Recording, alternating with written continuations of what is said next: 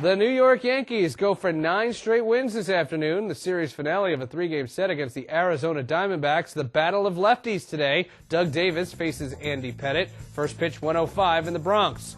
Chris Young's sac fly in the second inning gave the Diamondbacks the early lead, but Livan Hernandez was unable to hold on. Hernandez allowed a game-tying homer to Jorge Posada the very next inning. He went just 4 innings, gave up 7 earned runs, his second shortest outing of the season. Arizona has lost their 5th game in their last 6, falling a game out of first atop the NL West. Drill deep to left field. There it goes. See ya! Off the facing. The Yanks continue to pour it on as Hideki Matsui's 3-run shot chased Livan Hernandez from the mound after the 4th. Mike Mussina seems to be back. 2 runs, 7 2/3, striking out a season-high 7, earning his first win since May 9th. The Yankees have now closed the gap within 8.5 games of the Boston Red Sox for first place. Diamondbacks lefty Doug Davis coming off his second worst outing of the season, 5 runs over 4 innings in the loss versus Boston. Davis now stands at 4-7, 3.48 ERA this year, 3-1 record against the Bombers. Davis may be able to pad that win total against the Yankees as they send Andy Pettitte to the hill with a 1-5 record against Arizona. Pettitte's coming off his longest start of 2007, which he allowed 4 runs in 8 innings, but yet again did not earn a decision in a win against Pittsburgh. Diamondbacks' Carlos Quentin has been swinging a pretty cold bat, hitting just .208 on the season. Manager Bob Melvin has dropped him in the lineup. Quentin was hitting in the 9th spot as of Wednesday. Now coming out of the slump, the Yankees' Bobby Abreu scored his 1,000th career run.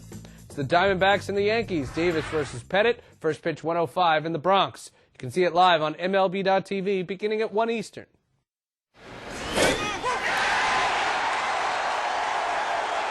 The New York Yankees go for 9 straight wins this afternoon. The series finale of a 3-game set against the Arizona Diamondbacks. The battle of lefties today. Doug Davis faces Andy Pettitte. First pitch 105 in the Bronx. Chris Young's sac fly in the second inning gave the Diamondbacks the early lead, but Livan Hernandez was unable to hold on. Hernandez allowed a game-tying homer to Jorge Posada the very next inning. He went just 4 innings, gave up 7 earned runs, his second shortest outing of the season. Arizona has lost their 5th game in their last 6, falling a game out of first atop the NL West. Drill deep to left field. There it goes. See ya! Off the facing. The Yanks continue to pour it on as Hideki Matsui's 3-run shot chased Livan Hernandez from the mound after the 4th. Mike Mussina seems to be back. 2 runs, 7 2/3, striking out a season-high 7, earning his first win since May 9th. The Yankees have now closed the gap within 8.5 games of the Boston Red Sox for first place. Diamondbacks lefty Doug Davis coming off his second worst outing of the season, 5 runs over 4 innings in the loss versus Boston. Davis now stands at 4-7, 3.48 ERA this year, 3-1 record against the Bombers. Davis may be able to pad that win total against the Yankees as they send Andy Pettitte to the hill with a 1-5 record against Arizona. Pettitte's coming off his longest start of 2007, which he allowed 4 runs in 8 innings, but yet again did not earn a decision in a win against Pittsburgh. Diamondbacks' Carlos Quentin has been swinging a pretty cold bat, hitting just .208 on the season. Manager Bob Melvin has dropped him in the lineup. Quentin was hitting in the 9th spot as of Wednesday. Now coming out of the slump, the Yankees' Bobby Abreu scored his 1,000th career run. It's the Diamondbacks and the Yankees, Davis versus Pettitte, first pitch 105 in the Bronx. You can see it live on MLB.TV beginning at 1 Eastern.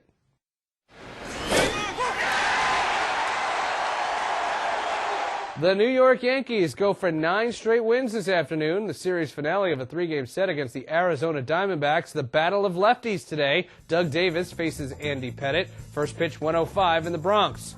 Chris Young's sac fly in the second inning gave the Diamondbacks the early lead, but Livan Hernandez was unable to hold on. Hernandez allowed a game-tying homer to Jorge Posada the very next inning. He went just 4 innings, gave up 7 earned runs, his second shortest outing of the season. Arizona has lost their 5th game in their last 6, falling a game out of first atop the NL West. Drill deep to left field. There it goes. See ya!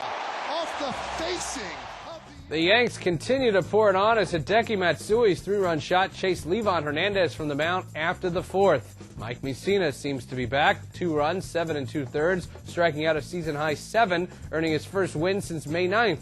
The Yankees have now closed the gap within 8.5 games of the Boston Red Sox for first place. Diamondbacks lefty Doug Davis coming off his second worst outing of the season, 5 runs over 4 innings in the loss versus Boston. Davis now stands at 4-7, 3.48 ERA this year, 3-1 record against the Bombers. Davis may be able to pad that win total against the Yankees as they send Andy Pettitte to the hill with a 1-5 record against Arizona. Pettitte's coming off his longest start of 07, which he allowed 4 runs in 8 innings, but yet again did not earn a decision in a win against Pittsburgh. Diamondbacks' Carlos Quentin has been swinging a pretty cold bat, hitting just .208 on the season. Manager Bob Melvin has dropped him in the lineup. Quentin was hitting in the 9th spot as of Wednesday. Now coming out of the slump, the Yankees' Bobby Abreu scored his 1,000th career run. It's the Diamondbacks and the Yankees, Davis versus Pettitte, first pitch 1:05 in the Bronx. You can see it live on MLB.tv beginning at 1 Eastern.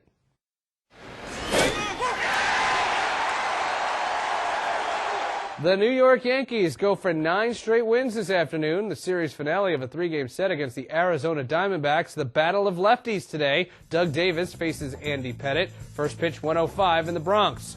Chris Young's sac fly in the second inning gave the Diamondbacks the early lead, but Livan Hernandez was unable to hold on. Hernandez allowed a game-tying homer to Jorge Posada the very next inning. He went just 4 innings, gave up 7 earned runs, his second shortest outing of the season. Arizona has lost their 5th game in their last 6, falling a game out of first atop the NL West. Drill deep to left field. There it goes. See ya! Off the facing. The Yanks continue to pour it on as Hideki Matsui's 3-run shot chased Livan Hernandez from the mound after the 4th. Mike Mussina seems to be back, 2 runs, 7 2/3, striking out a season-high 7, earning his first win since May 9th. The Yankees have now closed the gap within 8.5 games of the Boston Red Sox for first place. Diamondbacks lefty Doug Davis coming off his second worst outing of the season, 5 runs over 4 innings in the loss versus Boston. Davis now stands at 4-7, 3.48 ERA this year, 3-1 record against the Bombers. Davis may be able to pad that win total against the Yankees as they send Andy Pettitte to the hill with a 1-5 record against Arizona. Pettitte's coming off his longest start of 07, which he allowed 4 runs in 8 innings, but yet again did not earn a decision in a win against Pittsburgh. Diamondbacks' Carlos Quentin has been swinging a pretty cold bat, hitting just .208 on the season. Manager Bob Melvin has dropped him in the lineup. Quentin was hitting in the 9th spot as of Wednesday. Now coming out of the slump, the Yankees' Bobby Abreu scored his 1,000th career run. It's the Diamondbacks and the Yankees, Davis versus Pettitte, first pitch 1:05 in the Bronx. You can see it live on MLB.tv beginning at 1 Eastern.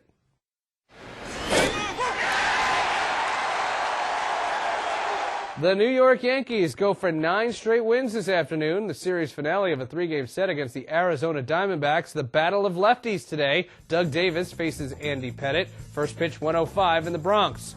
Chris Young's sac fly in the second inning gave the Diamondbacks the early lead, but Livan Hernandez was unable to hold on.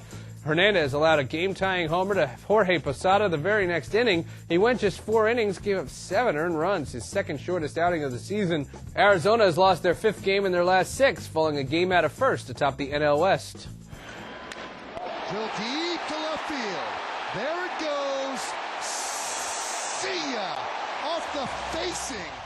The Yanks continue to pour it on as Hideki Matsui's 3-run shot chased Livan Hernandez from the mound after the 4th. Mike Mussina seems to be back, 2 runs, 7 2/3, striking out a season-high 7, earning his first win since May 9th. The Yankees have now closed the gap within 8.5 games of the Boston Red Sox for first place. Diamondbacks lefty Doug Davis coming off his second worst outing of the season, 5 runs over 4 innings in the loss versus Boston. Davis now stands at 4-7, 3.48 ERA this year, 3-1 record against the Bombers.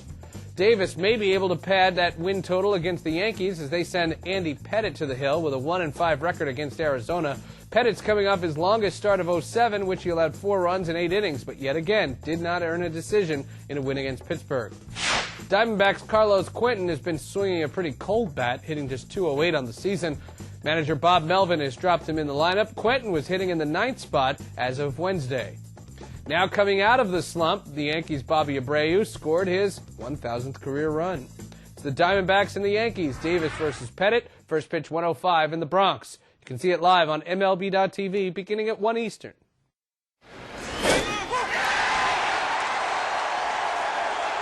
The New York Yankees go for 9 straight wins this afternoon. The series finale of a 3-game set against the Arizona Diamondbacks. The battle of lefties today. Doug Davis faces Andy Pettitte. First pitch 105 in the Bronx.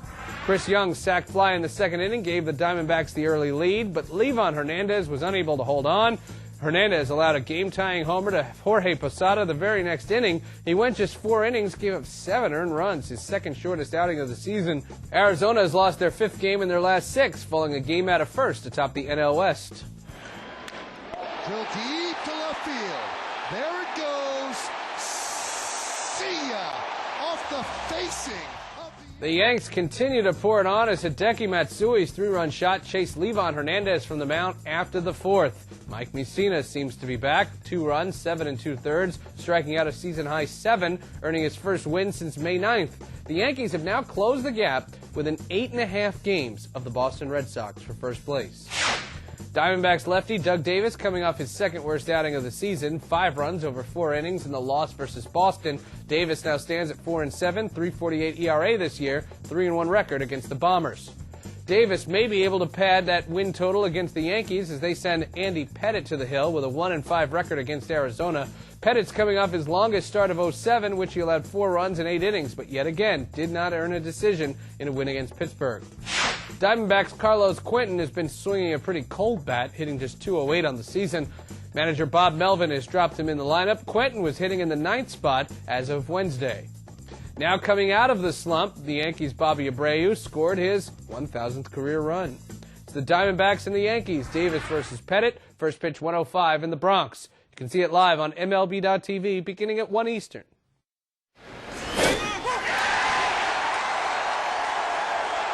The New York Yankees go for 9 straight wins this afternoon. The series finale of a 3-game set against the Arizona Diamondbacks. The battle of lefties today. Doug Davis faces Andy Pettitte. First pitch 105 in the Bronx. Chris Young's sac fly in the second inning gave the Diamondbacks the early lead, but Livan Hernandez was unable to hold on. Hernandez allowed a game-tying homer to Jorge Posada the very next inning. He went just 4 innings, gave up 7 earned runs, his second shortest outing of the season. Arizona has lost their 5th game in their last 6, falling a game out of first atop the NL West. Drill deep to left field. There it goes. See ya! Off the facing. The Yanks continue to pour it on as Hideki Matsui's 3-run shot chased Livan Hernandez from the mound after the 4th. Mike Mussina seems to be back. 2 runs, 7 2/3, striking out a season-high 7, earning his first win since May 9th. The Yankees have now closed the gap within 8.5 games of the Boston Red Sox for first place. Diamondbacks lefty Doug Davis coming off his second worst outing of the season, 5 runs over 4 innings in the loss versus Boston. Davis now stands at 4-7, 3.48 ERA this year, 3-1 record against the Bombers. Davis may be able to pad that win total against the Yankees as they send Andy Pettitte to the hill with a 1-5 record against Arizona. Pettitte's coming off his longest start of 07, which he allowed 4 runs in 8 innings, but yet again did not earn a decision in a win against Pittsburgh. Diamondbacks' Carlos Quentin has been swinging a pretty cold bat, hitting just .208 on the season. Manager Bob Melvin has dropped him in the lineup. Quentin was hitting in the 9th spot as of Wednesday. Now coming out of the slump, the Yankees' Bobby Abreu scored his 1,000th career run. It's the Diamondbacks and the Yankees, Davis versus Pettitte, first pitch 105 in the Bronx. You can see it live on MLB.TV beginning at 1 Eastern.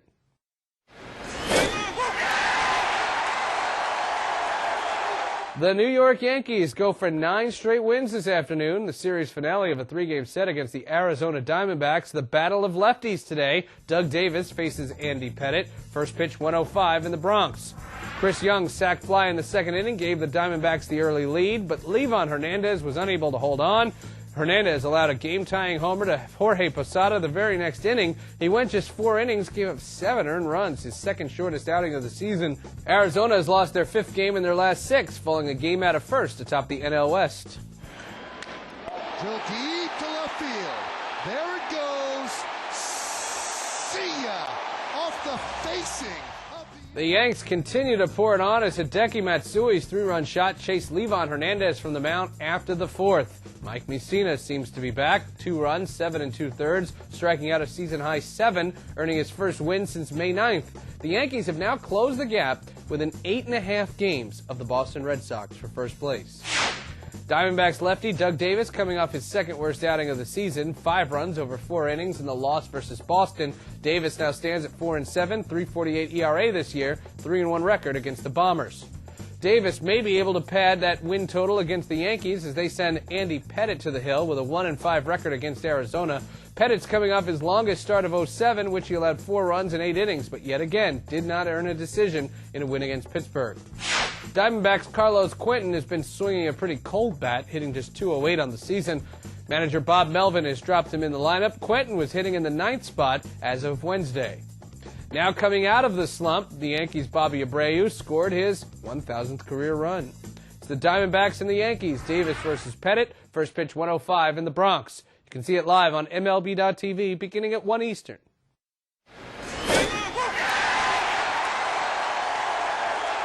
The New York Yankees go for 9 straight wins this afternoon. The series finale of a 3-game set against the Arizona Diamondbacks. The battle of lefties today. Doug Davis faces Andy Pettitte. First pitch 1:05 in the Bronx. Chris Young's sac fly in the second inning gave the Diamondbacks the early lead, but Livan Hernandez was unable to hold on. Hernandez allowed a game-tying homer to Jorge Posada the very next inning. He went just 4 innings, gave up 7 earned runs, his second shortest outing of the season. Arizona has lost their 5th game in their last 6, falling a game out of first to top the NL West. Drill deep to left field. There it goes. See ya! Off the facing.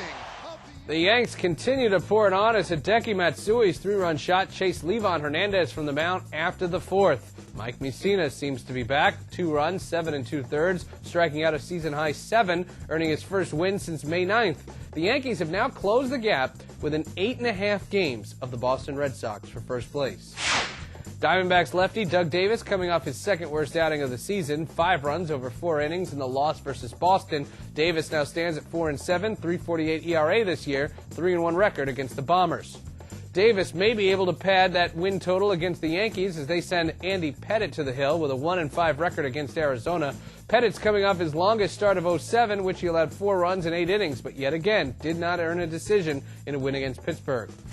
Diamondbacks' Carlos Quentin has been swinging a pretty cold bat, hitting just .208 on the season. Manager Bob Melvin has dropped him in the lineup. Quentin was hitting in the 9th spot as of Wednesday. Now coming out of the slump, the Yankees' Bobby Abreu scored his 1,000th career run. It's the Diamondbacks and the Yankees, Davis versus Pettitte, first pitch 1:05 in the Bronx. You can see it live on MLB.TV beginning at 1 Eastern.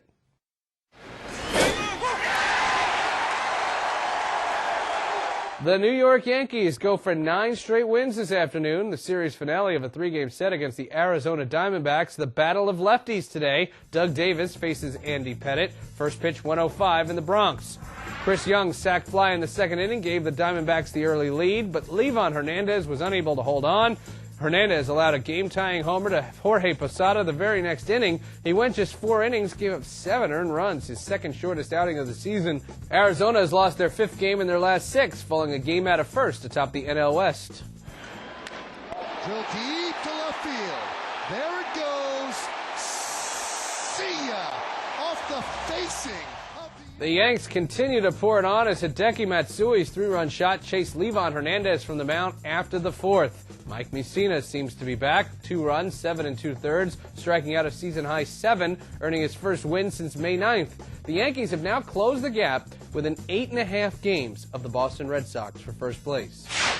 Diamondbacks lefty Doug Davis coming off his second worst outing of the season, 5 runs over 4 innings in the loss versus Boston. Davis now stands at 4-7, 3.48 ERA this year, 3-1 record against the Bombers.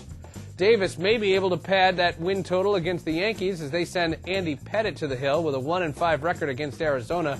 Pettitte's coming off his longest start of 07, which he allowed 4 runs in 8 innings, but yet again did not earn a decision in a win against Pittsburgh. Diamondbacks' Carlos Quentin has been swinging a pretty cold bat, hitting just .208 on the season. Manager Bob Melvin has dropped him in the lineup. Quentin was hitting in the 9th spot as of Wednesday. Now coming out of the slump, the Yankees' Bobby Abreu scored his 1,000th career run. It's the Diamondbacks and the Yankees, Davis versus Pettitte, first pitch 1:05 in the Bronx. You can see it live on MLB.TV beginning at 1 Eastern.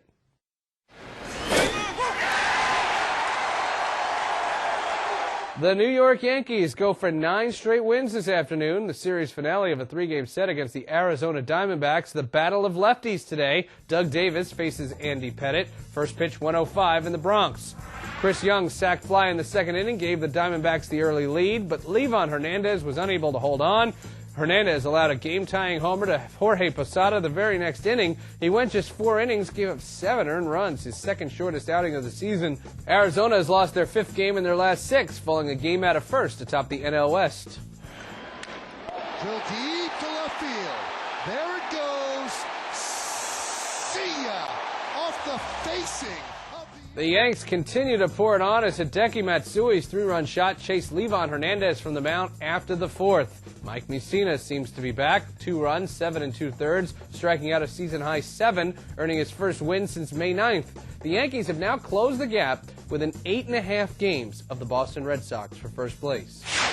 Diamondbacks lefty Doug Davis coming off his second worst outing of the season, 5 runs over 4 innings in the loss versus Boston. Davis now stands at 4-7, 3.48 ERA this year, 3-1 record against the Bombers.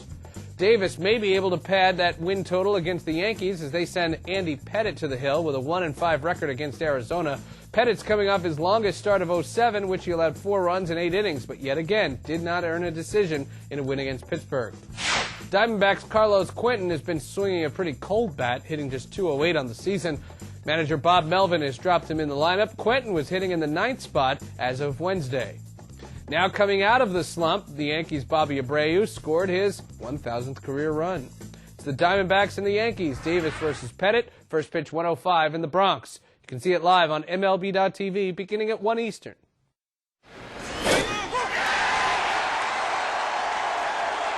The New York Yankees go for 9 straight wins this afternoon. The series finale of a 3-game set against the Arizona Diamondbacks. The battle of lefties today. Doug Davis faces Andy Pettitte.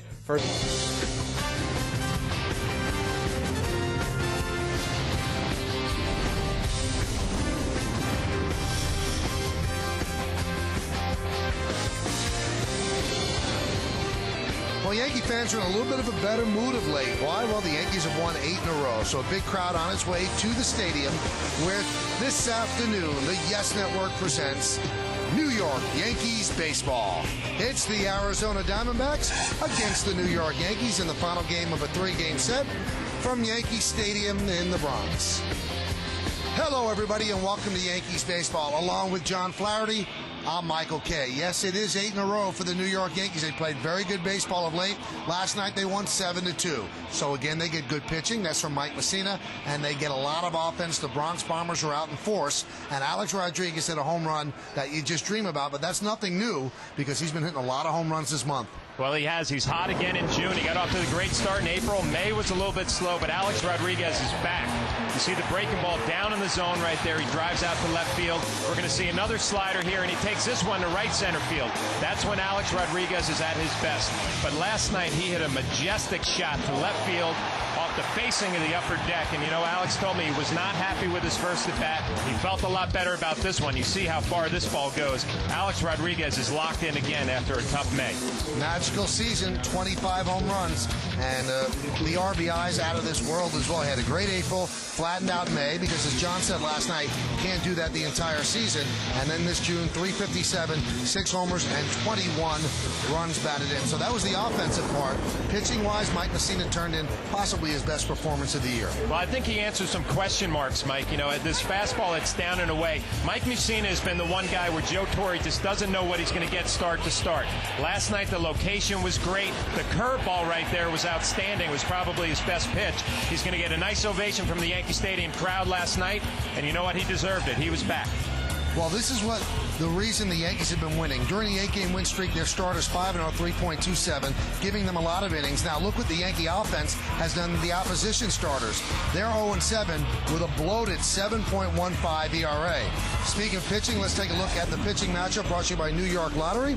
Doug Davis goes for the Diamondbacks to try to stop the sweep. 4-7, 3.48. Andy Pettitte pitching in hard luck this year, 3-4, 3.11. He'll get the start for the Yankees. Now, speaking of Andy Pettitte, we will do that in earnest when we come back. Why has Andy Pettitte struggled?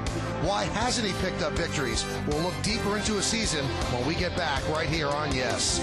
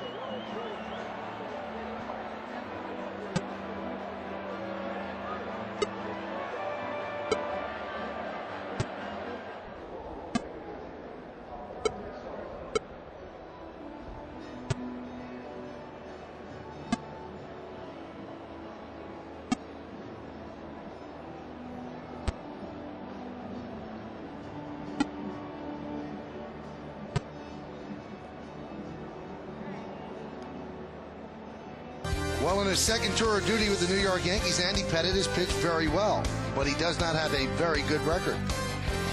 Back here at Yankee Stadium, we're moments away from the first pitch of the final game of this three-game set. And the big question with Andy Pettitte, the ERA is good, the performances have been good, but the record is under 500. Is that going to negatively affect him, or it affects the way he pitches on the mound? Well, he's going to pitch the same way he pitches all the time. You know, he's a competitive guy. He's concerned, number one, with the Yankees winning their games. And you see the numbers, a great ERA. The bullpen ERA is not great. When Andy Pettitte pitches, the bullpen has not done a good job. But Andy Pettitte pitches deep into the ball games. He's gone into the seventh inning, 6 out of his last 7 starts, so he is going to give you a quality start. The one thing that you concern yourself with is that he's not trying to do too much, not putting it all on his shoulders. The offense will score runs for him eventually. And I wonder, because he knows that the offense has not scored that many runs in most of his games, does he try to pitch too perfect, and does that adversely affect him? Well, he might try and be a little bit perfect. You know, early in the ball game, instead of giving up a run, you know, say, okay, my guys are going to score for me, he might be pitching a little bit differently early in the ball games. But the one thing about Andy Pettitte, he's competitive. He's not going to give in to anybody, and he's going to constantly make his pitches. Well, if Andy Pettitte pitches well and the Yankees win, well, that means they swept. That means they also have a 9-game winning streak. We'll see if it happens. Lineups, first pitch, baseball next on Yes.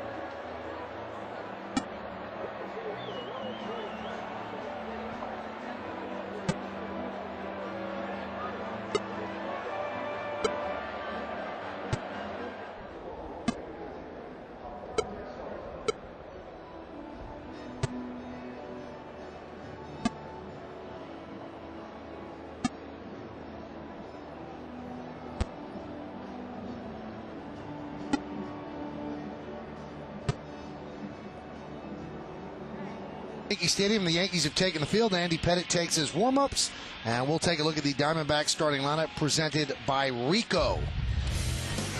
Top of the lineup for the Diamondbacks: Chris Young, Connor Jackson, Orlando Hudson. In the middle, you've got Eric Burns in right. Does not have good numbers against Pettitte. Mark Reynolds at third. Chad Tracy will bat sixth, and he'll DH. Bottom third of the order: Scott Hairston, the left fielder. Stephen Drew, the shortstop, will bat eighth, and batting ninth and catching Chris Snyder. And Andy Pettitte will get the start for the Yankees. 15 games, 13 starts, 2 relief appearances, 3-4, 3.11, about a hit per inning, and 46 strikeouts, 25 walks. And Pettitte deals to Young. Swung and fouled away, 0-1. And the scouting report is brought to you by Land Rover. Andy Pettitte will not beat himself. He has not walked more than one batter in his last 6 starts. And unwelcome visitors, the Arizona Diamondbacks, they've done very well against Andy Pettitte. His record is 1-5. An early riser. Andy Pettitte likes the day games. Ground ball grabbed there by Cairo. Across the diamond. One away. Quick movement to the glove side as Cairo takes a base hit away from Young. Well, it didn't take long for Miguel Cairo to let everybody realize that he's playing third base today in place of Alex Rodriguez, who gets a day to DH, and he's been playing first lately. And this is the cannon power shot. First base, third base, pretty much the same as far as you got to react. It's a reaction position. He gets a good jump off the bat. Nice throw over to first place. Nice play, Miguel Cairo. The Diamondbacks are not enjoying their 3 days here in New York City. They lost the first 2 games, and now an inauspicious beginning here in Game 3. Here's Connor Jackson against Pettitte. And pitches upstairs 1-0. And you got to be on your toes on the left side of the infield when Andy Pettitte's on the mound. He throws ground balls. Jackson played in yesterday's game. He was 1 for 4. And Pettit deals. There's a strike. It's fun to watch Andy Pettit early in ball games. You know, we've talked about it before. He pitches a little bit differently now. He doesn't throw as hard. But you see the first two pitches to Jackson right there. Cutters in. Tells you he's probably feeling good about his velocity today and his movement. Right back to Pettit. He took a base hit away. Stood and waited for Phelps to get the first two away. Looked like the Statue of Liberty there waiting for Phelps. Good veteran pitcher, veteran presence right here. You make the play and then you take your time. You know you have plenty of time to make that throw to first base. Gather yourself, wait for Phelps to get there and make a good throw.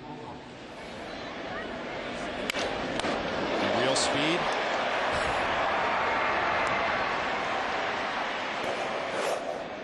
A lot of pitchers who aren't comfortable with that throw, Michael. Andy Pettit obviously is. And he will face Orlando Hudson. Pitches high. It almost looked like a quarterback waiting in the pocket for the wide receiver to break through. For the screen play to develop, you take a little hesitation and then make your throw. The 1-0. Fouled away. See some pitchers sometimes it's almost like a hot potato. They're not comfortable fielding their position, making the throw. See Andy Pettit just hesitates a little bit, makes good quality throw to first base. And you see what he did? He checked off his other receivers. And then he finally found the one that broke through. The 1-1. Count 2-1.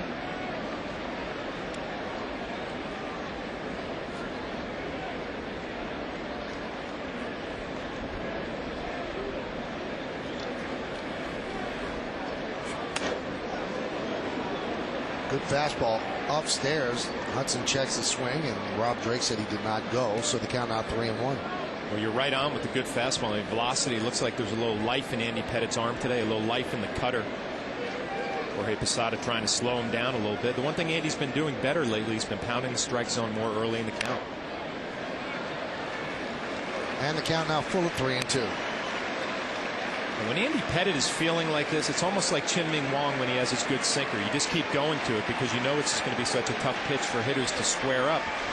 When Andy Pettit's cutter is moving and he's got the velocity he does now, it's very, very easy for Jorge Posada to call a game. The 3-2. Just missed outside, so Hudson works a walk. Now you can say Hudson's a threat to steal, but Andy does kind of neutralize that with his move toward first. IO Digital Cable is the exclusive official HD sponsor for Yankees telecast on Yes.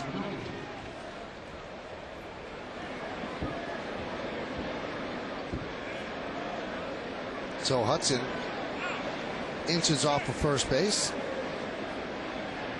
Held there by Phelps. And the pitch to Burns. Popped up. A 12-pitch inning for Andy Pettit. Jeter puts it away, and that'll do it here in the first. No runs, no hits, no errors, and one man left. Could have been different if not for some leather. Great play by Cairo on the first batter of the game, Chris Young. And then Connor Jackson had a base hit up the middle, take it away from Andy Pettit. First down.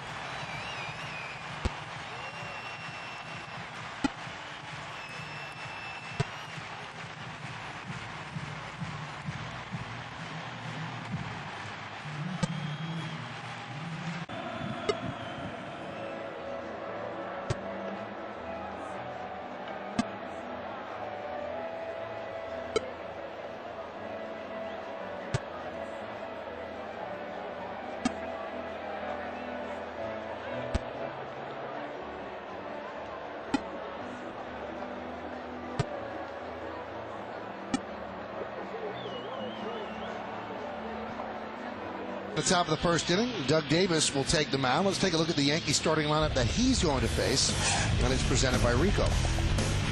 Melky Cabrera did not make the starting lineup yesterday, but he'll lead off and play center field today. Johnny Damon has a day off. Derek Jeter, the captain and the shortstop, will bat second. He has a 20-game hitting streak this year, 19 now, an 8-game hitting streak, hitting .345 during that streak. Bobby Abreu's in right, and Alex Rodriguez DHs today and cleans up. Jorge Posada will catch. Matsui in left. Robinson Cano at second base, batting seventh. Josh Phelps gets to start at first base. He'll hit eighth. And you've already seen Miguel Cairo at third. He's going to bat ninth. The numbers on Doug Davis. This will be his 14th start. 4-7, 3.48. So pitching in hard luck. More than a hit per inning. Now, he walks too many people. He'll throw a lot of pitches. 57 strikeouts. He's allowed 6 home runs. Our Land Rover pitcher scouting report. Mr. 500 the last 3 years in Milwaukee. Had a 500 record each of those years, and he's happy to be back in an American League stadium. Not so happy to be pitching against the lineups, but he's 0 for his last 51 as a hitter, so he's glad he doesn't have to swing the bat today. And watch out for Bobby. Bobby Abreu has 4 hits off of Doug Davis. 3 of them are home runs. Tap foul, right side out of play. We told you it's an overcast day here at the stadium, so the lights have been on since the very first pitch. Weather here in New York has not been great the last 3 days. The 0-2. Dribbled slowly, third base side, foul. There was a rain delay on Tuesday of about an hour at the start of the game, but they got the game in. Yesterday was somewhat chilly, especially for the middle of June, and today is overcast. Well, Melky's been a different player when he gets into the starting lineup. In his last 12 starts, he's hitting .363, 16 for 44.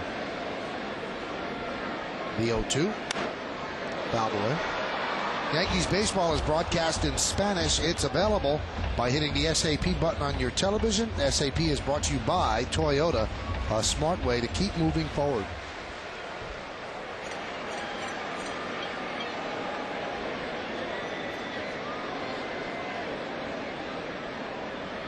One thing with Davis, you're going to see a lot of pitches. He averages 17.7 pitches per inning. And only 3 other pitchers in baseball average more. And there's Scott Kazmir, Barry Zito, and Robinson Tejada. Grounded up the middle and through for a base hit. So Melky Cabrera starts off the inning with a single. The one thing you're going to see from Doug Davis, too, he kind of has a funky delivery where he hesitates right there and then comes in. You see a nice changeup that's up in the zone a little bit. Melky Cabrera didn't hit it all that well, but unlike Andy Pettitte, Doug Davis cannot make this play. Melky Cabrera has a leadoff single for the New York Yankees.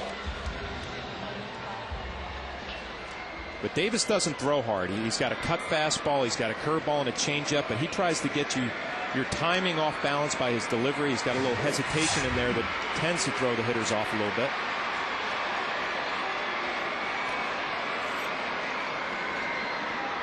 There's Jeter with an 8-game hitting streak.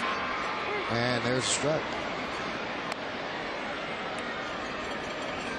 Now the Yankees have handled the first 2 Diamondback starters. Now Brandon Webb pitched well, made that one mistake to Bobby Abreu. Livan Hernandez didn't pitch that great.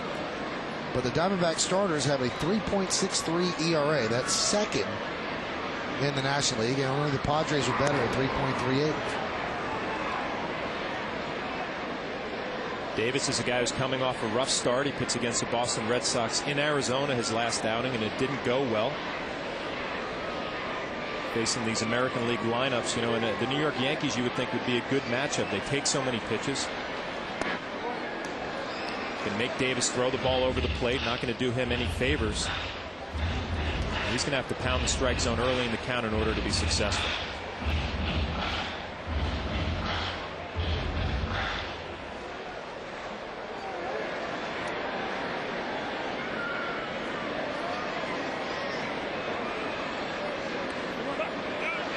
And the count 2-1.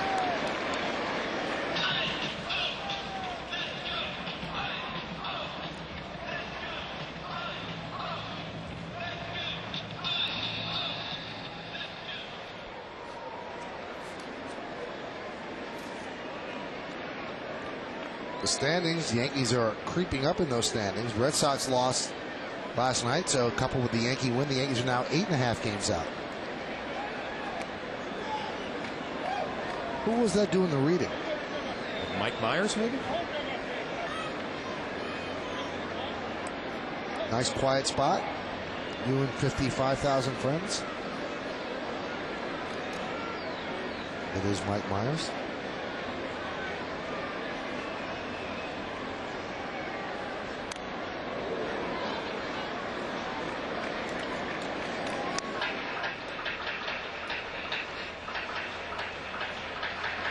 So the count 2-2 on Jeter. Jeter has an 8-game hitting streak. The Yankees have an 8-game winning streak. And since May 30th, the Yankees are 11-2. Also since that time, the Red Sox are 5-8. Remember, the Red Sox had a 14.5 game lead over the Yankees, so 6 games have been shaved off in a little over 2 weeks. Best record since May 30th the Yankees have. Then the A's at 10-3, Mariners at 10-4. Yankees battling both of those two teams in the wild card as well. And you have the Angels and the Phillies. And Davis now 3-2 on Jeter. Do the Yankees send Melky? Well, I would think this would be a good matchup to send Melky. You know, you have some runners in movement, and you talked about it in the batting practice show, Michael. The Yankees now are a little bit more athletic. They're going to run the bases more aggressively. And a guy like Davis, even though he throws a lot of pitches, he's around the zone and he doesn't throw overly hard. So you would think that Derek Jeter would be able to put this ball in play if it was around the plate. Runner goes. Grounded through for a base hit. Cabrera around second. He's going to stop right there. Scott Hairston charged quickly, and Melky did not want to make the first out at third. That's the old baseball bromide. You don't make the first out or the third out at third. Well, a 3-2 count. Derek Jeter gets a pitch that's over the plate. We talked about it. Davis doesn't throw awfully hard. He just pounds this ball through the hole between third and short. See Melky Cabrera on the move. He's had a little trouble getting around second base. I think if his rounding the base was a little bit smoother, he might have thought about going to third. So he gets caught up a little bit right there and decides he's going to play it safe. First and second, nobody out with the hot hitting Bobby Abreu. Jeter now with a 9-game hitting streak. So first and second, and here is Abreu.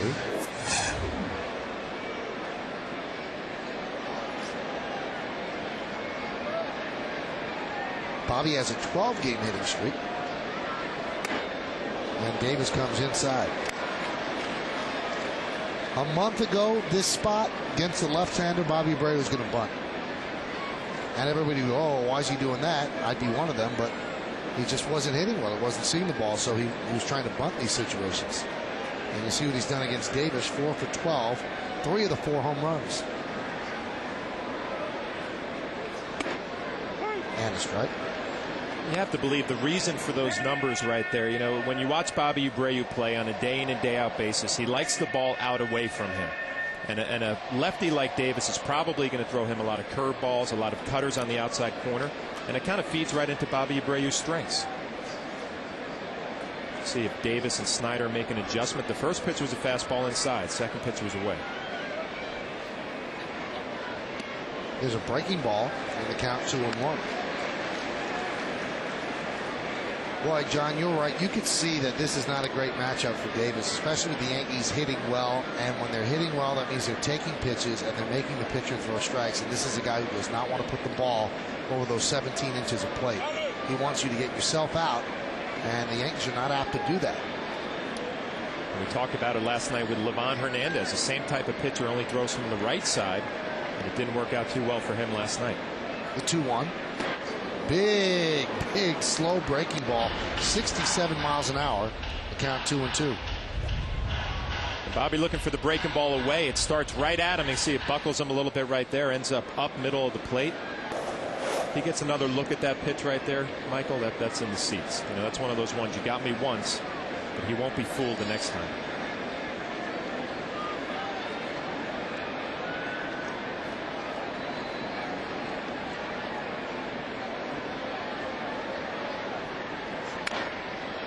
Grounded foul.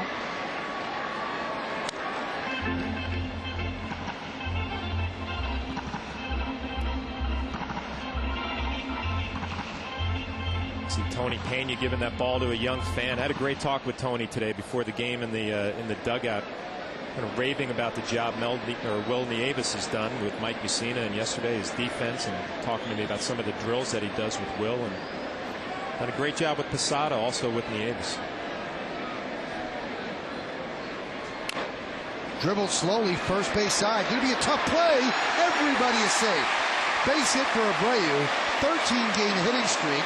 Bases loaded, Yankees, nobody out.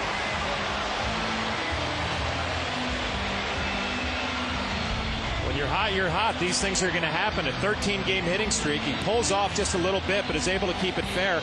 And you see from that shot right there, Connor Jackson wasn't sure if he was going to go to the base or if he was going to go for the ball. And that play right there, be more aggressive, go for the ball and see if you can get the out. He looked like he was caught in between right there. And now the perfect situation for Alex Rodriguez because they have to pitch to him. 25 home runs, 66 runs batted in. So A-Rod with 25 homers through 63 games.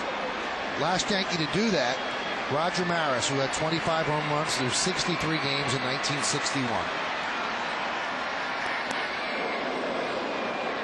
With the bases loaded this year, Alex is 4 for 7 with 2 grand slams.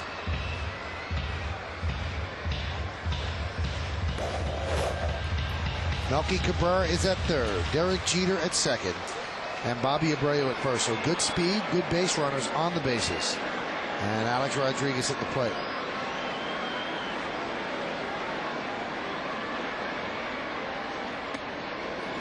Down 1-1. A nice opportunity to jump out early here, and it does two things for you. I think it would make Andy Pettitte relax a little bit with a team that hasn't scored a lot of runs for him. You see the career with the bases loaded, 349. But also, Michael, a young team like the Diamondbacks, if you can jump out ahead on these guys the first inning of this game, they might just shut it down the rest of the way. They're on a losing streak. The Yankees have done a number on them the last 2 nights. If you can jump out early, you might see the body language change on that young team out there.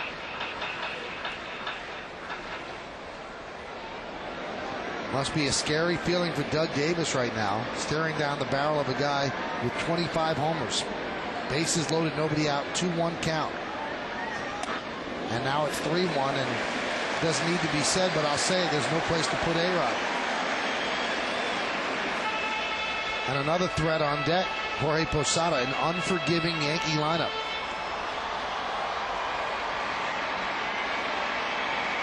Count where you really have to be disciplined. Pick out a zone on the plate. Pick out a spot where you want it. If it's not there, you take it. If it's there, you put a good swing on it.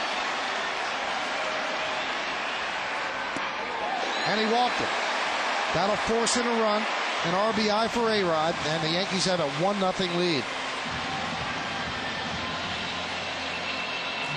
Yeah, it's a good at bat for Alex Rodriguez. We're going to take a look at the pitch by pitch. The first pitch was a cutter up in the zone. Davis goes with the curveball down. Alex sees it well. Another cutter up that he doesn't swing at this time. Good take right there. And this is the pitch right here, Michael, down in the zone. In the month of May, Alex Rodriguez probably would have swung at that ball, trying to do just a little bit too much. Here, seeing the ball well, just pass the baton to your next guy in the lineup, who happens to be Jorge Posada. Brian Price, the pitching coach, talking with Davis, Hudson, and Snyder.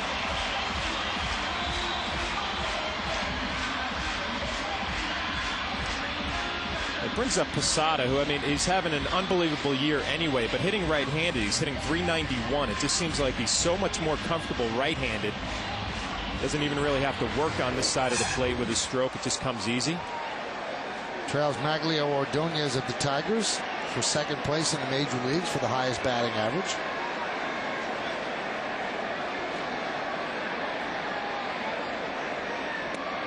And in his career, the highest average that Posada has ever had for a full season, 287. He did that in 2000. With the bases loaded this year, Posada as good as A-Rod, 8 for 11, 727, 2 doubles and 16 ribbies. If you're Doug Davis, you would trade a double play right here for the run and limit the damage.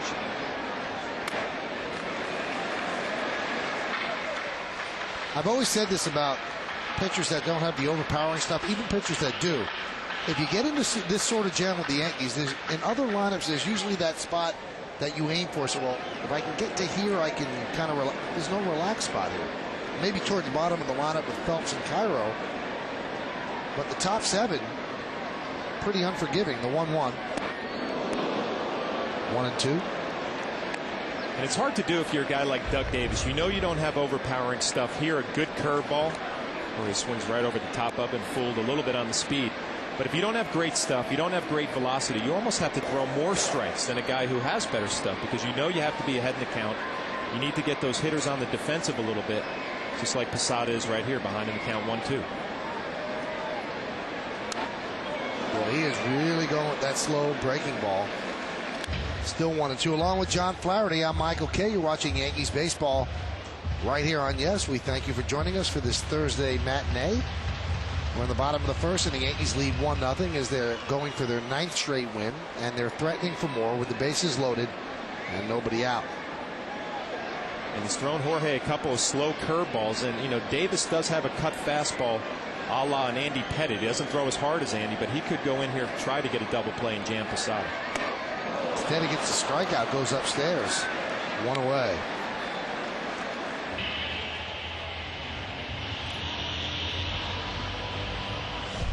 We'll take a look at the pitch by pitch again. It's a big strikeout for Davis. A slow curveball for strike 1. Little changeup, it looked like up. Goes to the curveball again that gets Jorge on his front foot. Another curveball he fouls off, and when you've seen a couple in a row, this fastball up in your eyes looks awfully good. And that fastball was 83 miles an hour, so it shows you if you change speeds, you can get by with that sort of fastball. Just ask Jamie Moyer, and to a little bit more of an extent, Greg Maddux.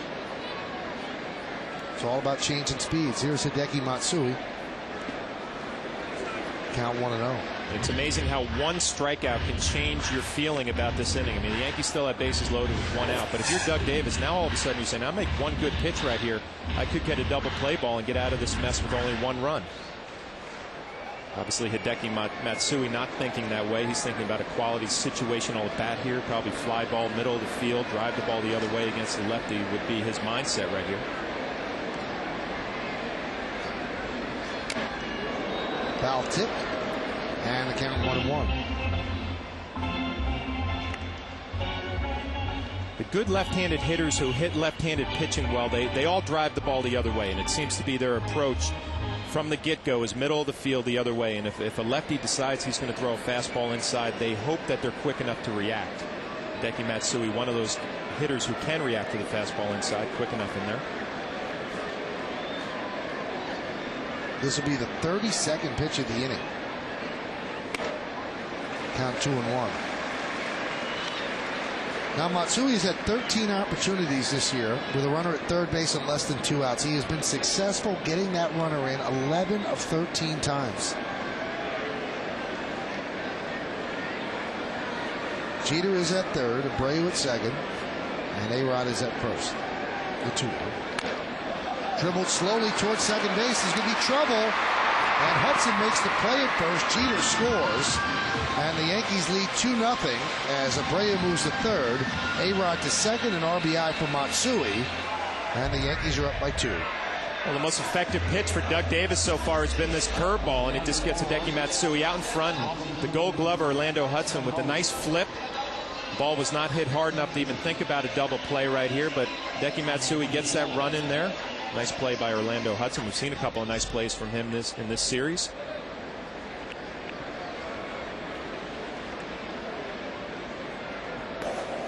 And that will bring up Robinson Cano.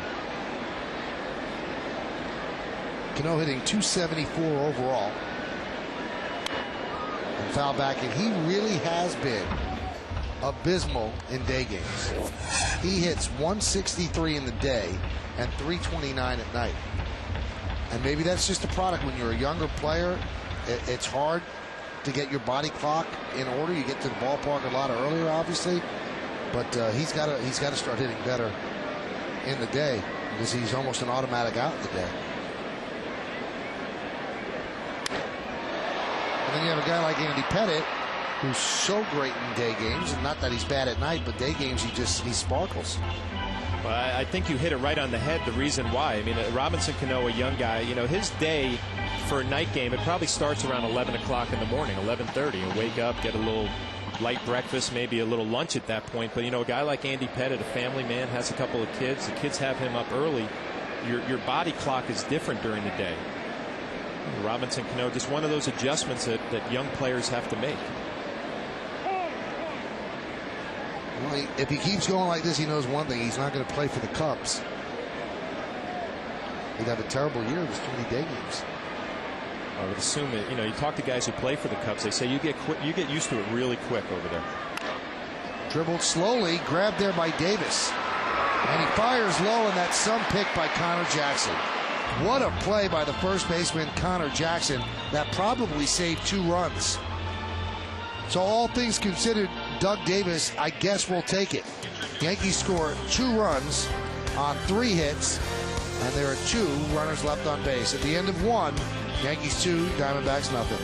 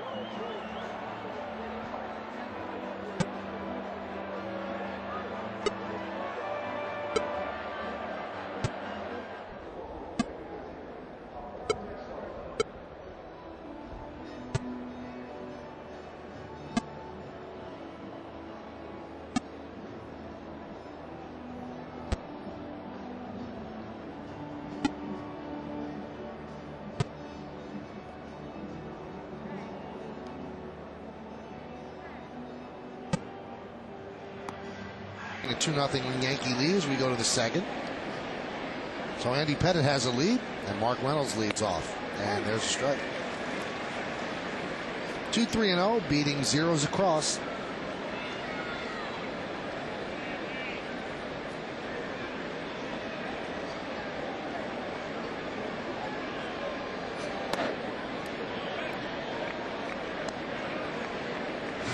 Another big crowd here at the stadium. Thursday matinee. I'm not sure if the schools are out yet. Some schools are. By next week, I think they will be. There's a line drive into the gap in left center. What a play! Oh, he dropped the ball. Melky had it lined up, and he dropped the ball. Boy, did he cover a lot of ground just to get there. But it's a double for Mark Reynolds. It was a great bid by Melky Cabrera, and it almost looked like when he dove for this ball, he might have overdove it, actually. And it's a changeup for Reynolds. You see Melky gets a good jump, and when he lays out right here, it looks like it hits right in the palm of his glove and just comes out. We'll get a better look at it here in this replay. Yep, right on the heel of the glove right there. It just didn't stick in the pocket, and we get a look at it on our Canon Power Shot. Showing good range, good jump off the bat, just didn't finish off the play. That's a case right there where you're looked upon as not making the play when a lot of people wouldn't have gotten it. So he has great range, got a great jump, and because he didn't make the play, kind of look at him askance, but how many people could get there? The 1-0 to Tracy. There's a strike.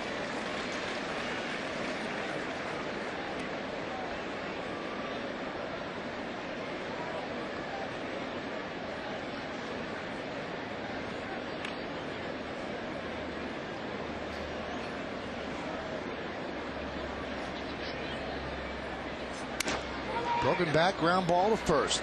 Phelps gobbles it up. He'll flip the Pettitte covering, and moving to third is Reynolds.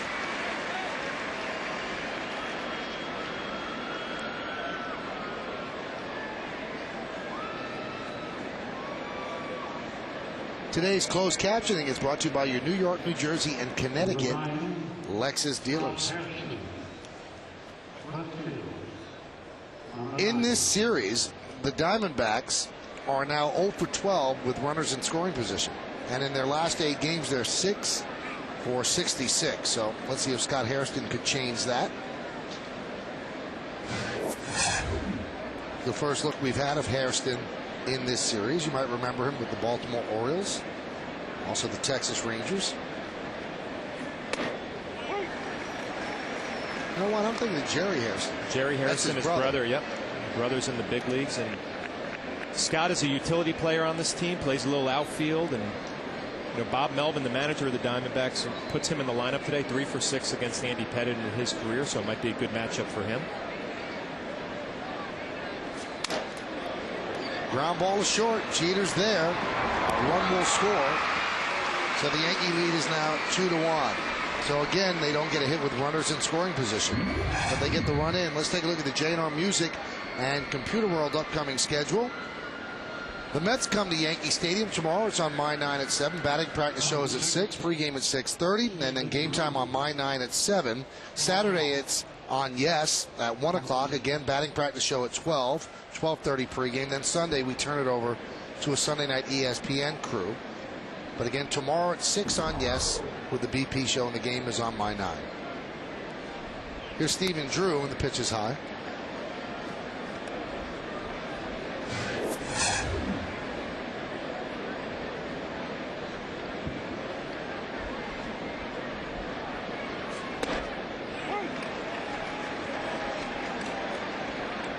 And the count 1-1.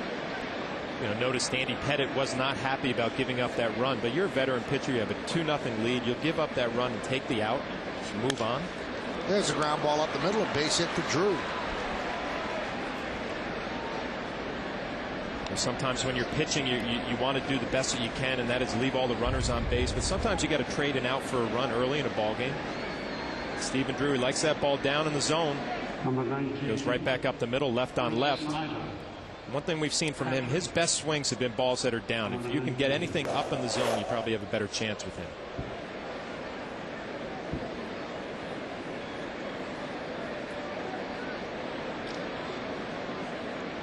There's Chris Snyder, runner on first base and 2 outs. And the count 1-0. Snyder and Montero, the other catcher on this team, they kind of split time a little bit. Snyder known more as the defensive guy, Montero more as the offensive player.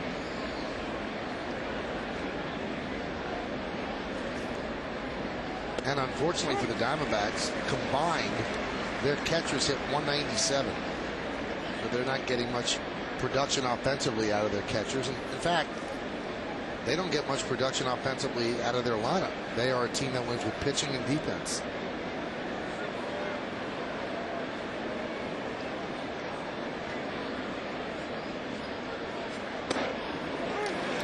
And the count 1-2.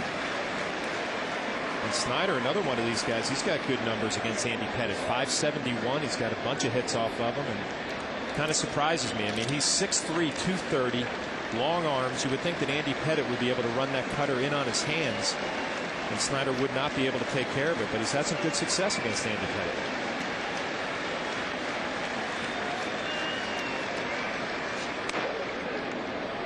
Count 2-2.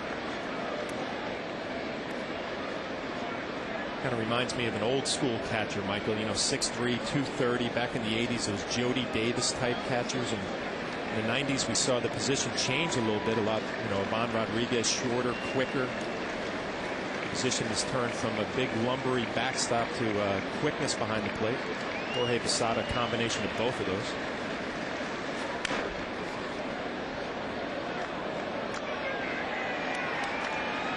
And then you had a guy like Carlton Fisk who was 6'6", and that almost seemed too big. But he certainly held up over all those years. And the position has changed. It really has. I mean, it used to be you would get drafted if you had the size to be a catcher. The biggest guy, 6'4", 6'5". Mark Parent was a big receiver behind the plate.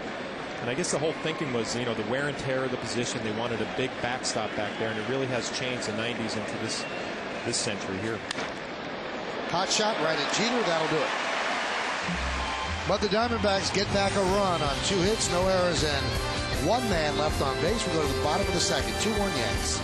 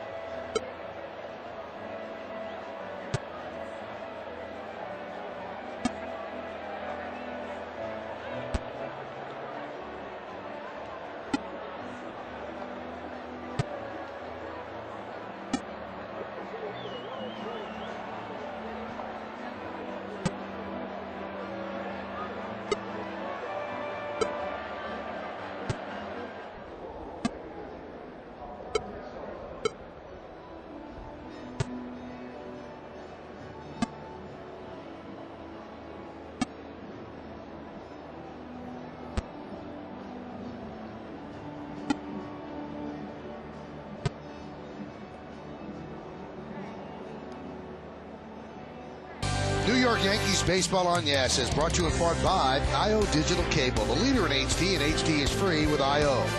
Avis, the official rental car company of the Yankees. And by the all-new 2007 Lincoln MKX and your Tri-State Lincoln Mercury dealers. Ominous sky above Yankee Stadium, the skyline of Manhattan in the background, just peeking out from the buildings of the Bronx. 2-1, Yankees lead the Diamondbacks.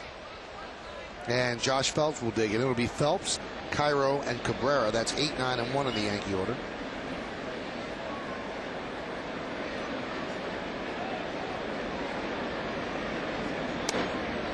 And the pitch is high, 1-0.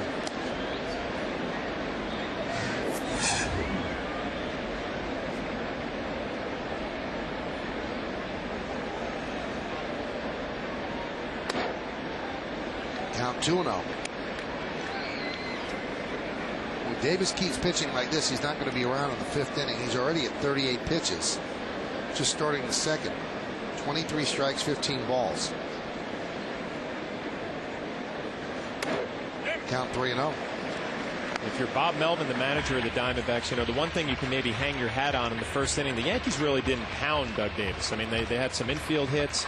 You know, Derek Jeter got a hit through the hole. Melky didn't hit his ball all that well, so hopefully he'll throw more strikes if you're the Diamondbacks, which he did not right there.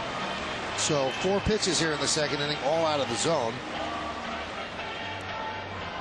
And now let's see if the Yankees do something with Cairo. We mentioned this during the BP show. The Yankees have a lot of options now. They can hit and run with Cairo. He can handle the bat. He can certainly date down a bunt and move Phelps to second. Let's see what they choose to do.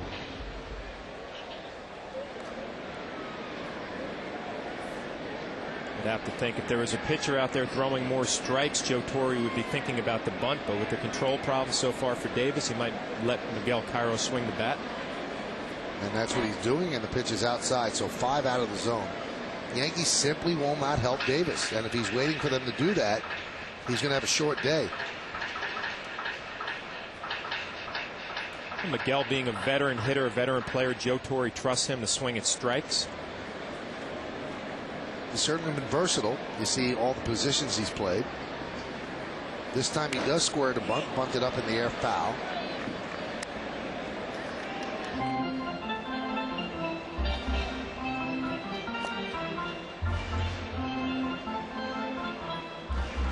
Joe Torre again up on the step. He explained to Kim Jones on the pregame show he tries to get runs up on that step. Baseball people are a superstitious type. Not just the players, the managers, coaches, everybody. Whatever it takes to get the job done.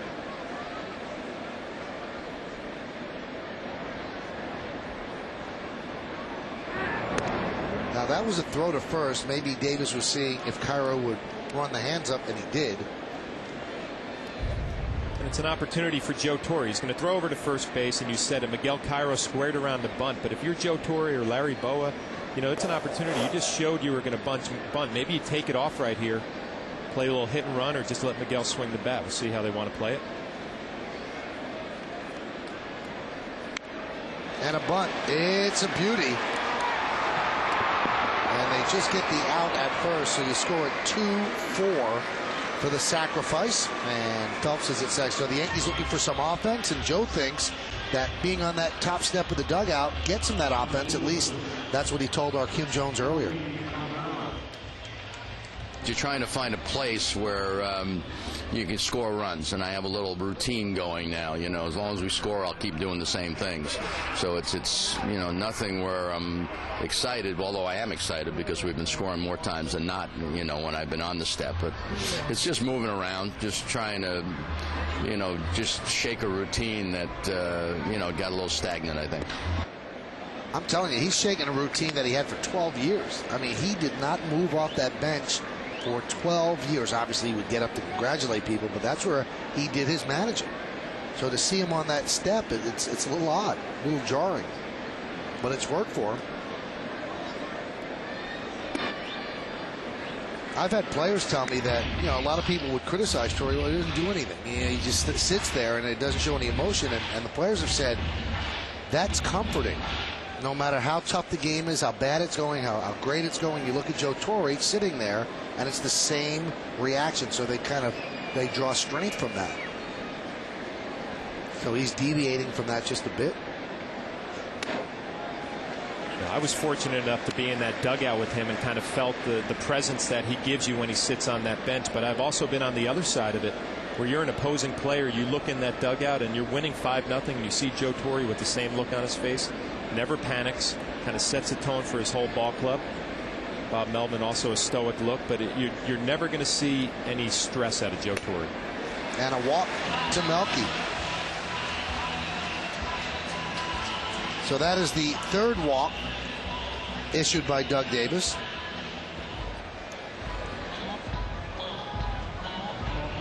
And even when Joe sat in that spot and looked stoic, see the pitch count up to 47 already, he would lay into some players pretty good when just looking straight ahead, and you would never be able to tell it unless you were sitting in that dugout and actually heard it. But he gets his point across when he has to. But he would never show up a player in that dugout. Now he usually holds Derek Jeter's bat, but Derek Jeter's at the plate. So maybe that's one of Derek's extras. Foul back. He needs a bat to lean on. You know, Joe he's had some knee problems in the past, so you know what, that bat gives him a little stability there when he's standing up. And might be Derek's batting practice bat. Obviously not his gamer.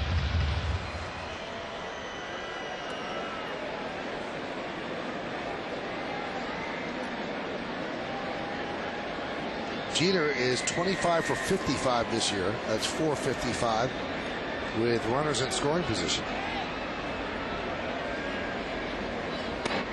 Strike.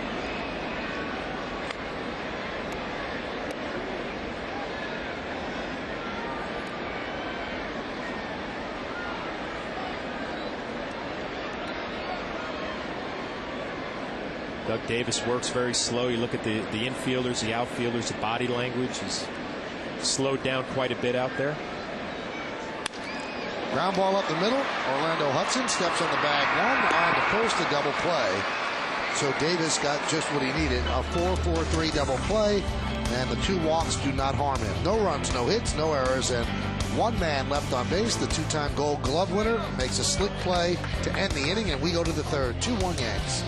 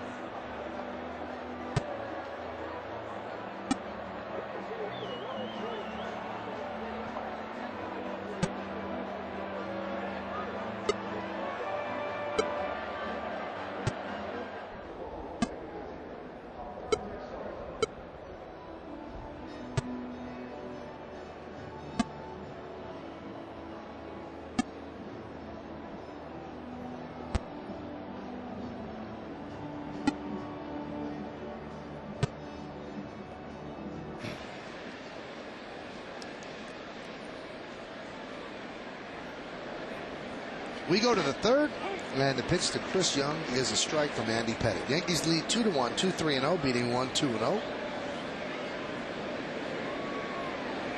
A slow-moving affair here at the stadium. Count 0-2, and through no fault of Pettitte's, he's pitching quickly. Doug Davis It's kind of tough to watch. He's kind of commensurate with paint drying. Well, you can see the body language on the bench. Obviously, a day game after a night game, everybody's dragging a little bit, but a starting pitcher can set the tone for your defense. Right in on the fist, a slow roller to Phelps. Going to be a tough play, and it's not made. Phelps and Pettit kind of cross signals there, and there was nobody covering first base, so a base hit for Young.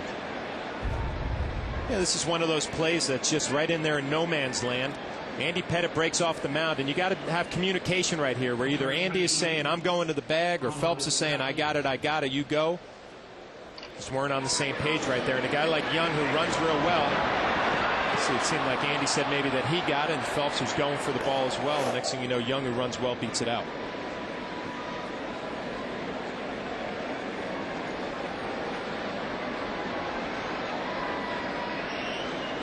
Here's Connor Jackson. And on that pitch, Young was moving back to first. Pettit's move well documented. It's in every scouting report. And in the first couple of years of his career with the Yankees, he picked off a lot of people, but then he started to not pick off people, and people said, well, maybe his move's not as good. No, people just stayed anchored at first base. They didn't stroll away.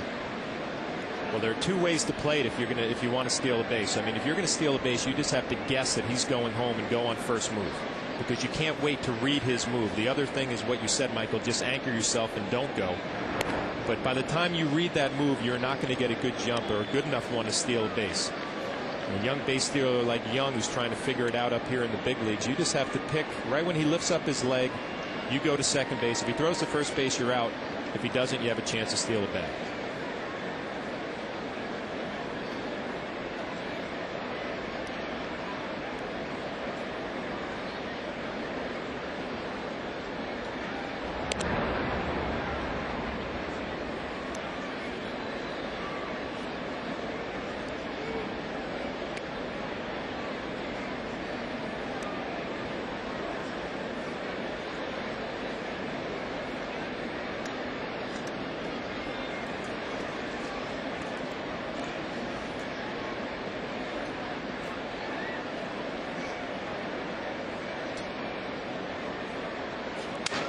Right back up the middle, grabbed by Pettit. Goes to Cano on to first, double play, but the home plate umpire, Laz Diaz, came out, spread his arms out, and still a double play. I don't know what that call was, but he's talking to Jorge Posada. Well, it looked like up here that Andy Pettit had caught this ball, but the reaction that Andy will give you, he's going to second base right away. It looks like he short hops it right there, makes a good throw to second base to Robinson Cano, who completes a double play. And that was what Diaz was doing. That was a safe sign. Right. He spread his arms as if to say he didn't catch it, and Connor Jackson never ran. And Connor Jackson thought that Andy Pettit caught it, but you know what? The pitcher will tell you by his reaction. He went quickly to second base, so he knew he didn't catch it. Andy Pettit off his bare hand. You don't want him to do that. And the out is made 1-4-3. And the Yankees have to hope that he's okay as he flexes his fingers on his left hand. So 2 straight 1-4-3s, 1 a double play, and then off the hand of Pettit, ricochets out to Cano, and Cano to Phelps, 1-4-3. No runs a hit, nobody left. We go to the bottom of the third, 2-1 Yanks.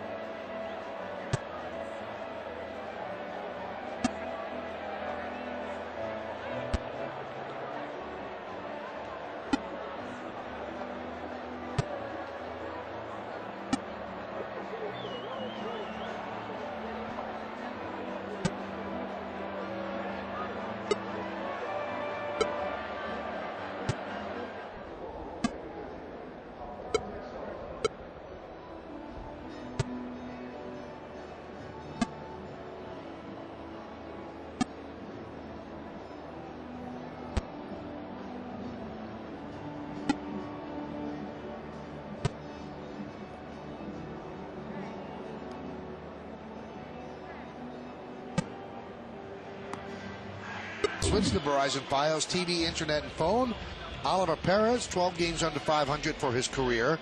Roger Clemens looking for his 350th victory. Pre-game coverage at 6 on Yes. Game time is at 7 on My 9. And boy, do the Mets come into this series limping. So Clemens looking to make his second start. He won his first against the Pirates. And now tomorrow night against the Mets. This makes me think back to a few weeks ago when the interleague play was happening over at Shea Stadium, and the Mets were playing very good baseball. The Yankees were struggling. Tide has turned now.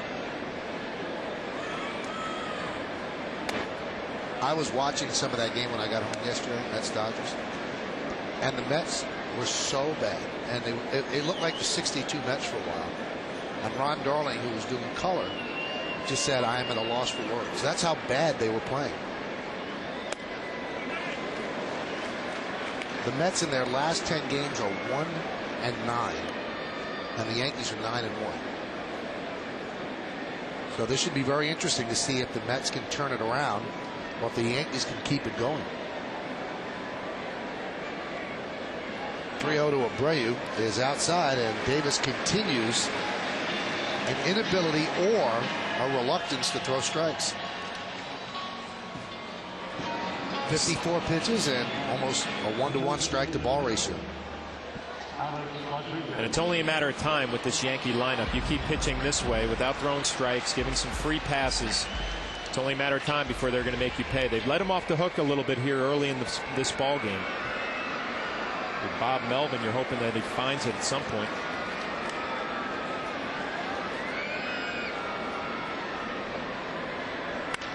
Line drive down the left field line and a base hit for Alex Rodriguez. Rounding second, heading to third is Abreu. The ball kicks away from Hairston. Abreu will score. Alex is going for 3. He will make it. Yankees lead 3-1.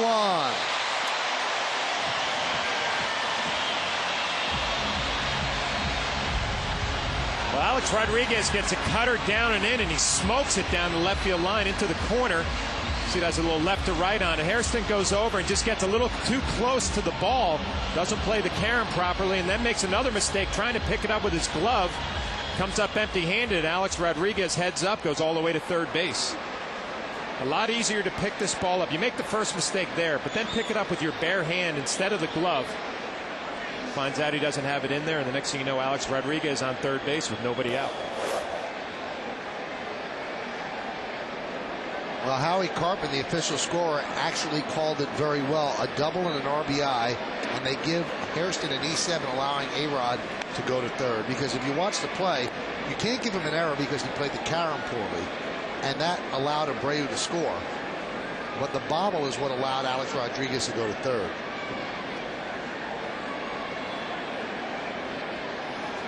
Infield is in, and a ground ball right to Hudson. And there's one away. So for Alex Rodriguez, now 68 ribbies. 1 on a ground ball, 1 on that double. See, Davis just kind of runs one in there. Jorge Posada trying to think middle of the field, inside outs it.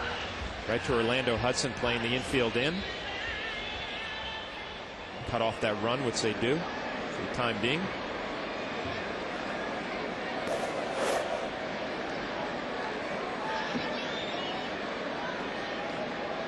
There's Matsui. He had an RBI ground out in the first. He'll take the same thing here in the third.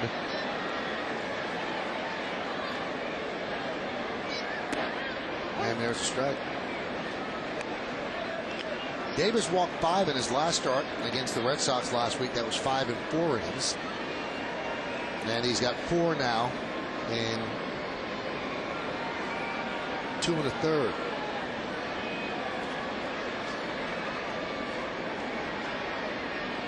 The 0-1. Line drive, right field, cutting over his Burns. He does. He can't make the play. A-Rod will score easily. Matsui chugs into second with an RBI double, and the Yankees lead 4-1.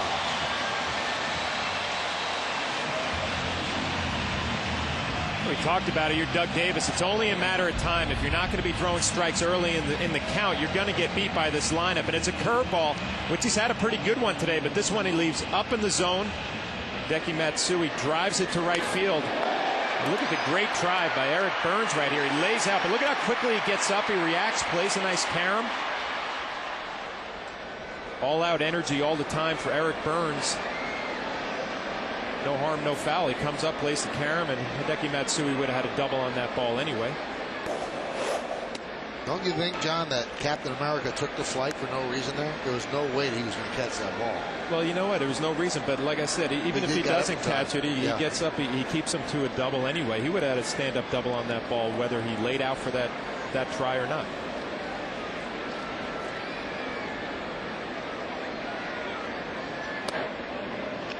Eric Burns is laughing out there as if he's talking to somebody and there's nobody near him.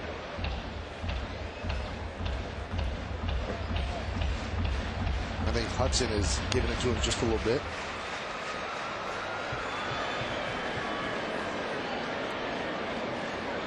So Matsui picks up his second ribby. He's got 38 on the season. You know, watching Davis pitch is one of those things that drives you crazy as a catcher, as a defender out there as well. I mean, a guy who works this slowly, it just, you know, it ruins your energy out on the field. And in the broadcast booth. It does. I mean, really, even his facial expression kind of like rocks you to sleep. It reminds me of Steve Traxel, who I had the pleasure of catching in Tampa Bay. And I would talk to him about it and say, you know, do you realize what you're doing when you work that slow? And these guys don't even know. They don't even pay attention to how slow they're working. They feel like they're working quickly, and it's just not happening. Now, Traxel pitched for the Mets, and we've spoken to Al Leiter about it, and Al said that they consistently spoke to him about speeding up, just couldn't do it. Couldn't do it, yeah. Had the same conversations in Tampa Bay, and, you know, an effective pitcher.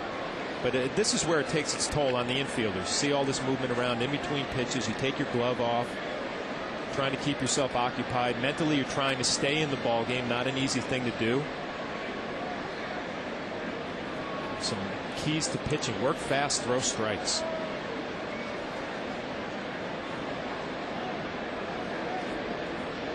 Even something right there, Michael. Where's Hideki Matsui? He's not going anywhere right there. He tries a little spin move. Your young pitcher out there, throw strikes, work fast, challenge the strike zone, challenge the hitter, be the aggressor. Usually works out for you. And really, his body language is one of no life. Just take a look at his facial expression. There is none. He'd be a great surgeon.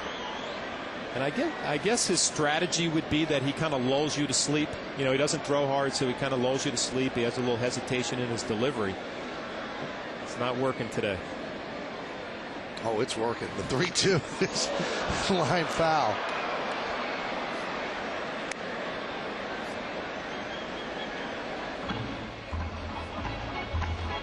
And also, somebody has that, you know, that, what do they call that, the landing strip there? I mean, you're supposed to be hip. Happening now. Reminds me of Toby Hall had the landing strip. Yeah, that's right. Blonde, though. It was blonde. It was. The 3-2. And Cano goes down on strikes.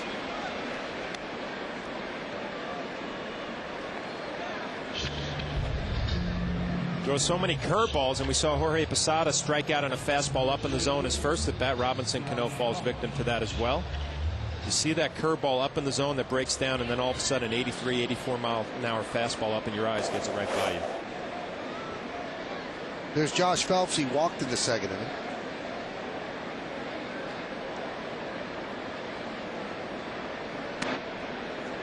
And the count 1-0. Now this is not jump on Doug Davis inning, but I cannot believe that this plays to a 3.48 ERA in the National League. I'm shocked. I really am. Well, it makes you wonder, is he more aggressive with the National League lineups, knowing they don't have the boppers that you do in the American League? Here he's pitching a little more carefully. You know, maybe the confidence against a National League team, he has more confidence he could throw the ball over the plate and not get hurt. Didn't work out well last outing against Boston, and not going too good here against the Yankees. 68 pitches, 37 strikes, 31 balls. And there's a strike. And the count 1-2.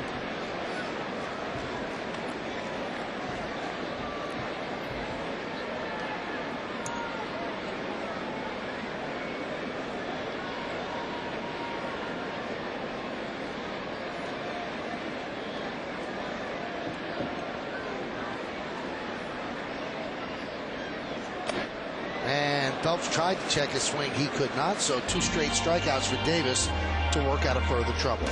2 runs on 2 hits, no errors, and 1 man left on base. We played 3. It's 4-1 Yanks.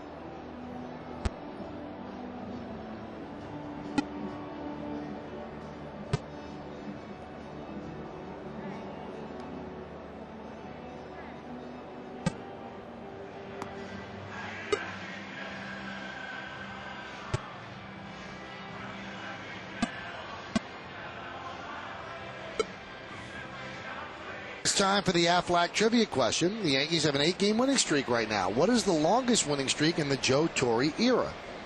We'll find that out in the bottom of the 4th inning. Andy Pettitte has a 4-1 lead. Eric Burns, the cleanup hitter, will lead off. Now, we told you early that Andy Pettitte has bad numbers against the Diamondbacks, 1-5 with a 5.01. Now, those are all with the Houston Astros. Now, he's pitched against the Diamondbacks before in the 2001 World Series with the Yankees, and he was 0-2. Now, probably the most painful loss that Andy had was in Game 6. Yankees, with those 2 thrilling come-from-behind victories against Byung-Young Kim in Game 4 and 5 at the stadium. They go to Arizona for Game 6. 1 win away from another World Championship. And Andy just got hit hard. Gave up a run in the first, 3 in the second, and 8 in the third. And the Diamondbacks won that game 15-2 to force that Game 7, which was a classic in itself. Yankees ended up winning, or check that, losing that World Series. Now, the big thing then in Game 6, and we'll see some of it as Andy got roughed up, is, John, the word was that the Diamondbacks had all of his pitches. Well, that's what it sounds like. I mean, that was the word, that he was tipping his pitches. But even if he was tipping the pitches, they still had to hit it. I mean, they did some damage that night. And, you know, whenever you talk about tipping pitches, Kirk Gibson, who's the bench coach for the Arizona Diamondbacks, one of the greats at picking up a pitcher who tips, and actually noticed before he was working the dugout. He was down at the far end of the dugout trying to get a good look at Andy Pettitte. And, you know, the way he's throwing right now, when he's on with that good cutter, it doesn't much matter if you know what's coming or not. But obviously, the Diamondbacks in 2001, they knew what was coming, and they took care of it. And one of the great pitch stealers, or guy who could pick up, you know, little nuances, is Mark Grace, who was on that team, and now he is one of the broadcasters for the Diamondbacks.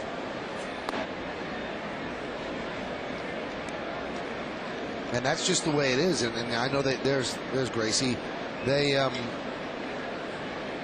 picked something up, and by the time the Yankees figured it out, it was too late. The game was out of hand, forcing that Game 7. Now, we were talking in the first game that everybody knew what pitch Randy Johnson was throwing. He tipped it and he knew he was tipping it, but his stuff was so nasty it didn't matter. Didn't matter. You know, it's more when a guy doesn't have his good stuff, or, you know, if you're going to lay off a cutter and sit on an off-speed pitch. And, you know, those veteran players you're talking about, Gracie and Kirk Gibson, you know, by the end of their career, that's how they made a living, just knowing what pitches were coming. And also, when your bread and butter is a cutter like that, when Andy Pettit's cutter is really moving, it's a ball if you don't swing at it. So if you could lay off that, he's got to come over the plate. You've got a chance. Played with Kirk in Detroit, and by the end of the first inning, he had the opposing pitcher. Whatever he was doing, he had him. That's got to be an art, because you're looking at the game from a different plane than everybody else. Almost like you're looking from above down, the way Wayne Gretzky played hockey, because you're seeing things in a way that others don't see it.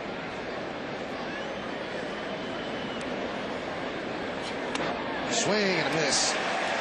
Reynolds down on strikes. That's why some teams, John, actually have scouts, their own scouts, scout their teams just to see if they are giving things away.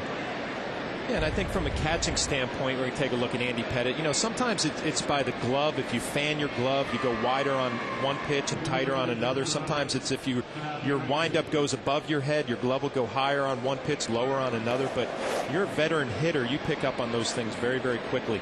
But as a catcher, you can feel it when you think a team has the pitches that are coming.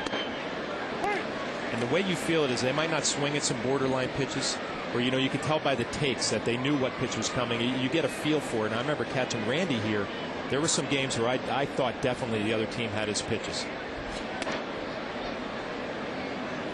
Now, as a catcher, is it your responsibility to also pick up if he's tipping? No way. You can't do that. No, I couldn't do it. I mean, I was concentrating on what pitch I was calling, you know, where the infielders were positioned. But what you would do is go to the bullpen in between starts. And you would have some of your hitters go down there who are good at picking up things and watch your pitcher just to see if you could see what he's doing. Now, in mid-game, like if you would know Randy was giving something away, would you go to the dugout and say, listen, he's tipping, you guys got to find it? It depends on how bad it was going. You know what I'm saying? Like if I thought he was tipping and they were on it and it was a 4-2 ball game, I wouldn't want him to be thinking about that. Okay. Obviously, if he was getting blown out 6-0, 8-0, you try and make an adjustment during that ball game. But usually it never got that bad. You know what's good with that? With Wade Boggs. Wade Boggs, and when I was in Tampa, he would go to the bullpen, watch our pitchers, and make sure they weren't tipping pitches. Breaking ball just missed. But is a bullpen session the same kind of delivery as what a pitcher would do on the mound? Exactly. You just tell him to do what you've been doing. Okay. You know, just do what you've been comfortable with. Don't even think about it. I'm just going to watch a few pitches and see if I can pick something up. And usually the great hitters could. 3-2. Tried to hold up. He could not. A 1-2-3 inning for Andy Pettitte here in the fourth.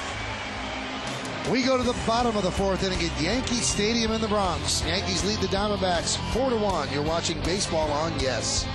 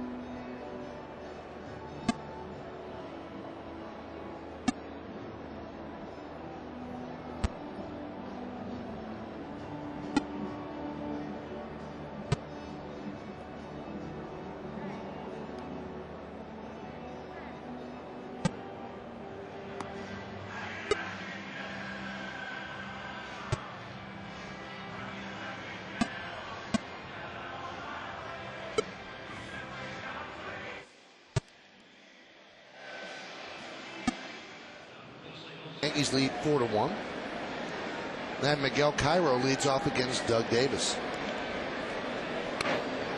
Thought about bunting. He had Reynolds back at third. Takes pitch outside, 1-0. As we enter the fourth inning, Doug Davis at 71 pitches.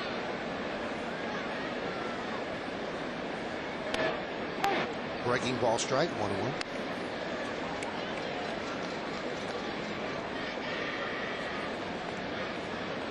This inning, it looks like Davis wants to pitch quickly. He's on the mound waiting, and Cairo's the one stepping out. The 1-1. And a bunt up the third baseline, but it kicks foul.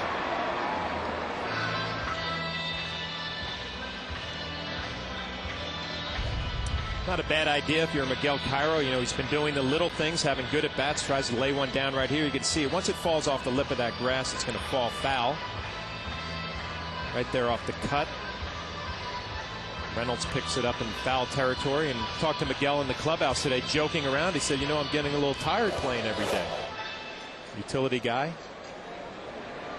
Once that game starts, though, you're not tired, you're ready to go.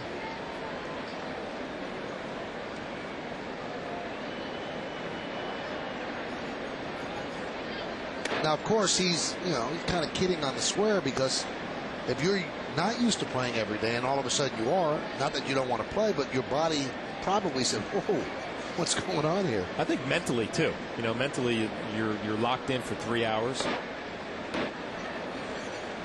Not to say you're not locked in when you're sitting on the bench watching the ball game, but it's a different kind of mental sharpness, so to speak. So, you know, a guy like Miguel Cairo has been on a pretty much an everyday guy for the last week, enjoying his time now to help this ball club try and get some wins.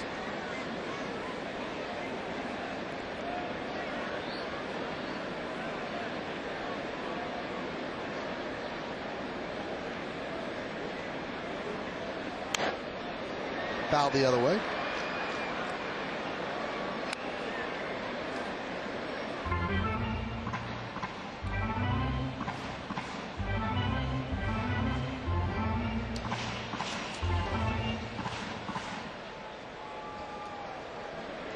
Diamondbacks go to Baltimore after this.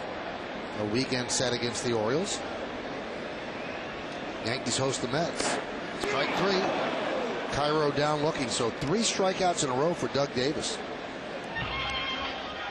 Time to get the answer to that Aflac trivia question. Yankees are in the middle of an 8-game winning streak. But is that the longest in Joe Torre's era? And if not, what is the longest winning streak? 10 games. They did it back in '98 when they went 125-50, and they did it in 2005 following an awful start that year. They were 11-19, and then they reeled off 10 in a row, and they ended up winning the division. So the Yankees come into this game 1 game over 500, and that's the first time they've been over 500 since they were 8-7 after 15 games. Melky Cabrera hits one deep to left center. Going back, Hairston, he's there, and in Death Valley he puts it away for the second out of the inning.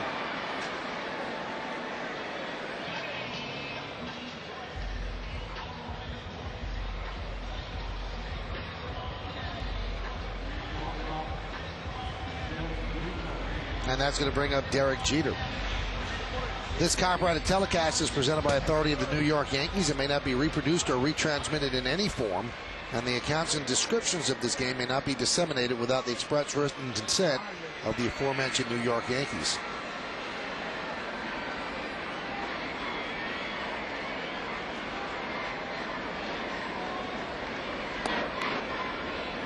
And the count 1-0. Now, we've been talking about how Davis has labored and he's taken a long time, but in reality, 4-1, his team's very much in the game. It hasn't been pretty, but they're in the game in the fourth inning. Yankees have not applied the knockout blow. They've had their chances. That the bases loaded with 1 run in and nobody out in the first inning, just scored 1 more run. They had second and third, nobody out in the third inning, and they did score those 2 runs, but they didn't tack on anymore. So they lead 4-1, or 1-1. Count 2-1. We talked about it before. This Diamondback ball club, you know, they're built around pitching and defense, especially starting pitching is their strength. They don't score a lot of runs, down to the bottom of the National League in runs scored. So even though it's a 4-1 deficit, you know, they're not a ball club that's going to go out and bang with you and score a bunch of runs. Check swing. Did he go? No, said Rob Drake at first. So the count 3-1 on Jeter. Here's where Davis gets very careful with the Jeters, the Abreu's, and the A-Rods. Doesn't like to throw strikes. And that's the 5th walk issued by Doug Davis.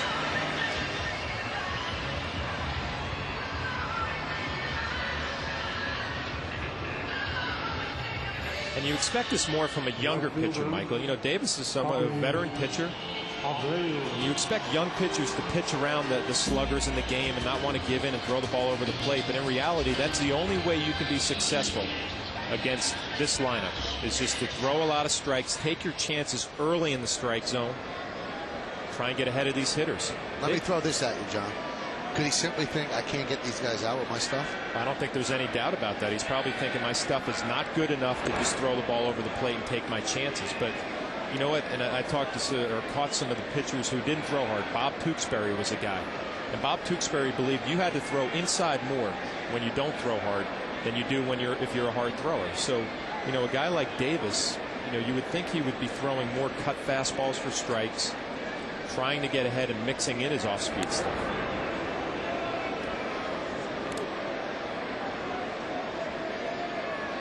We mentioned Davis, a 3-1 record against the Yankees, but he had a 6.08 ERA in those 3-1.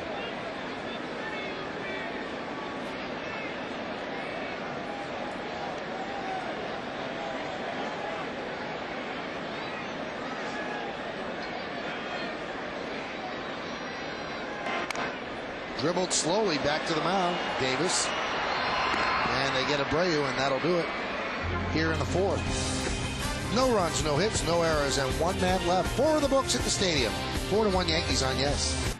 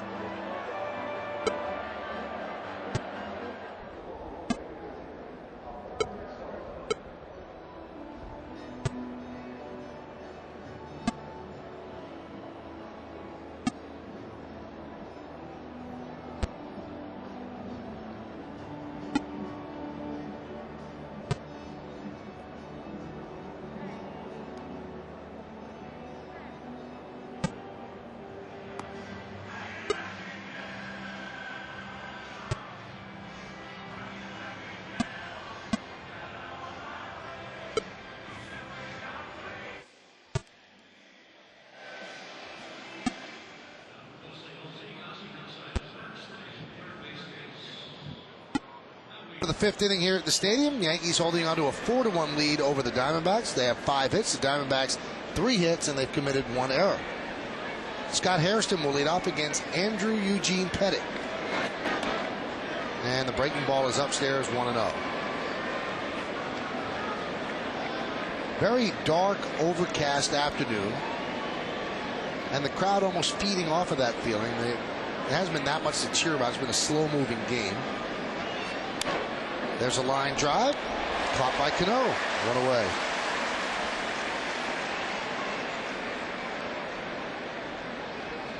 Robinson Cano has a big smile on his face, but Hairston, known as a hitter who goes the other way first and pulls second, gets a curveball up in the zone and just tries to flip it out there to right field.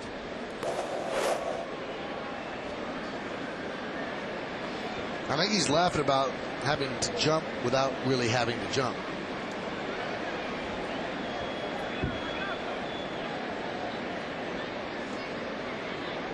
And here's Stephen Drew. And there's a strike. Andy's throwing a lot of breaking balls today. You know what? Andy started out this game with a good fastball, a good cutter, and now in the middle of the game in the 5th inning, you start going to a little bit more of the off-speed game. See if you can work on your curveball a little bit, or a good changeup.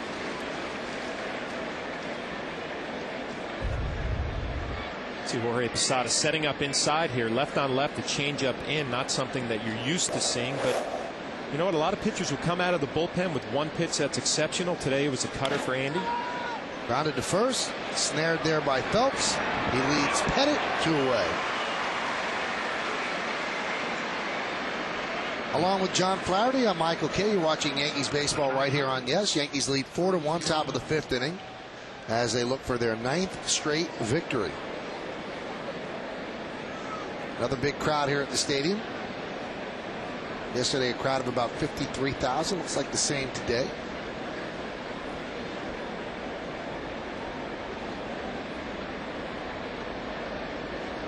And here's Chris Snyder. And there's a strike. It's just what you want to do if you're Andy Pettit. You know, you got an opposing pitcher like Davis who's working slowly. His defenders are dragging a little bit, and what you go out there is get 2 quick outs and start pounding the strike zone. Get your boys back in the dugout ready to swing the bats again. It seems like the Arizona Diamondbacks have some of the wind taken out of their sails.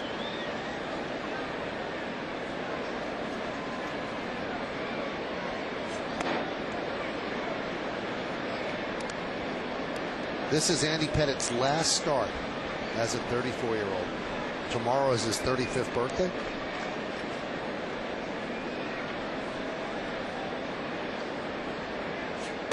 Time is just flying by. Remember when he came up in 1995.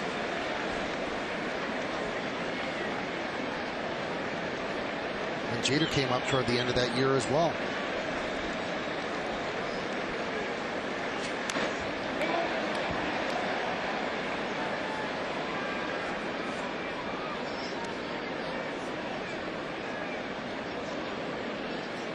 If you think about it, the Yankee championship years anchored by a lot of people that came up through the system. Pettit, Rivera, Jeter, Posada, Bernie Williams. Really the heart of that team. The 2-2, outside 3-2. And they rode those players and they added other players around them for a long time. Got 4 world championships out of it.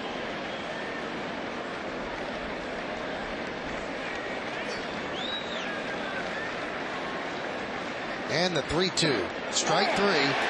Snyder down looking. So Andy Pettit has retired 9 in a row. Another 1-2-3 inning. At the end of 4.5, we are halfway through. Yankees 4, Diamondbacks 1.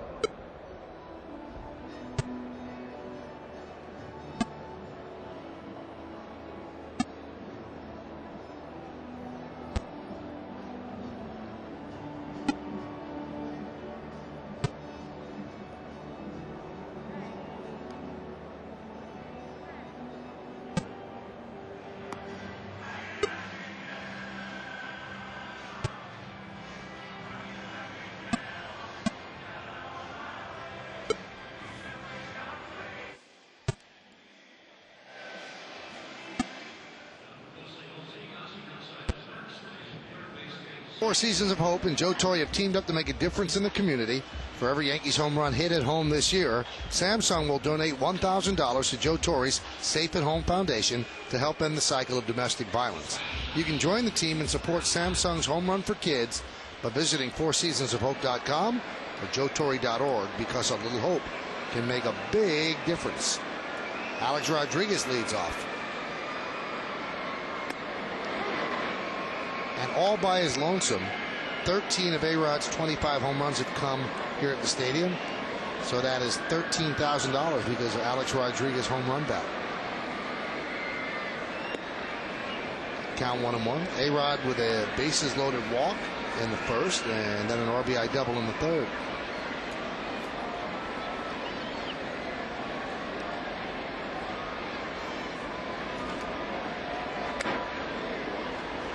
Now, including today, A-Rod's career numbers as a DH. He's played just 9 games as a DH. And surprisingly, they're very good. 10 for 30 with 2 home runs, 8 ribbies, and 8 walks. I say surprisingly because most everyday players do not fare well as a DH. Popped up sky high. Jackson near the seats. And he makes the play.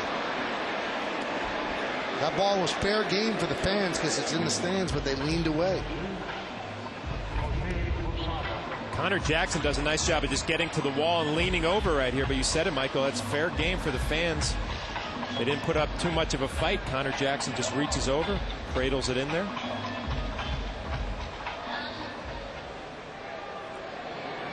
A-Rod pulling the reverse call of fist. Couldn't get it done.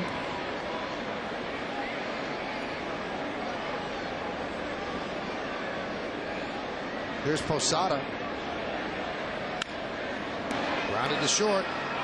Under the glove of Stephen Drew. That'll be an E6.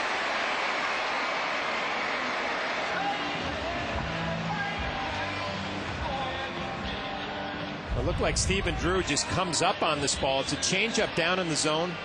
Georgie fooled, rolls it over, and it looks like he just expects that ball to come up, and it just stayed down. Take another look on our Cannon power shot. Just expected that ball to bounce up, and it just stays down right underneath his glove. That's the first error in 34 games for Stephen Drew.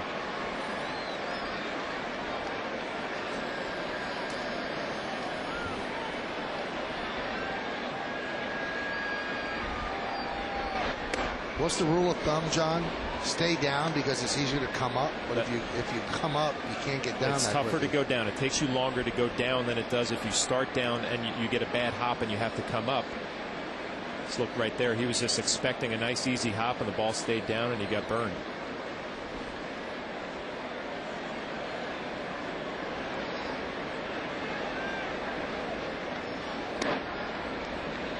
And the count 1-1. You know, Michael, seeing Jorge Posada on first base, it reminds me of a conversation I had today with Tony Pena. And he said, you know what, on the days where Georgie doesn't catch, he takes ground balls at first base. And he said he's so athletic that he could play first base very easily, in his opinion. And it kind of opened up some thoughts, you know, about maybe you might be able to mix and match a little bit this year. You know, you put Jorge Posada to first base. Will Nieves catches. If you have to pinch hit for Nieves, Posada goes back behind the plate. You know, lose a DH. You know, just you start thinking a little bit about how maybe you can give him some days off later in the year as maybe first base or a DH, or, you know, even later on in his career. People forget that Jorge Posada started his career with the Yankees as a second baseman. So if you could play a middle infield position, you could probably play anywhere. And playing first base, John, could extend his career as well. I mean, he's probably not going to be catching at the age of 40. But if he wants to stick around and he's a switch hitter with power, take a chance with him as a first baseman. Well, you think about it too. I mean, even, you know, his contract is up at the end of this year, but, you know, do you sign him with the attitude maybe he'll catch 90 games and you bring another catcher in here, maybe Will Nieves, maybe another one, to pick up the rest of those games, and then you play some first base? I mean, it gives you another thought maybe to get him some at bats and ease up on the wear and tear.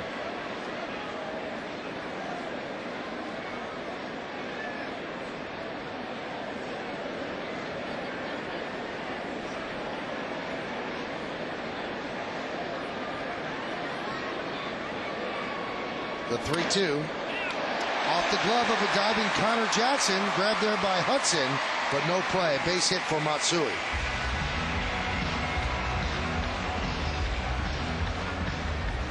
And it's a curveball again from Davis. And you can see Connor Jackson playing behind Jorge Posada. Takes a step to his right and lays out just off the tip of his glove.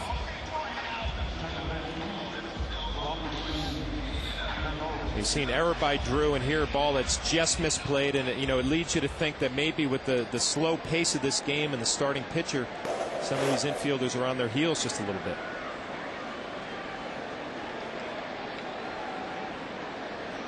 Here's Robinson Cano. He's 0 for 2 here in this day game. We told you his average coming in 163 in day games, 329 in night games.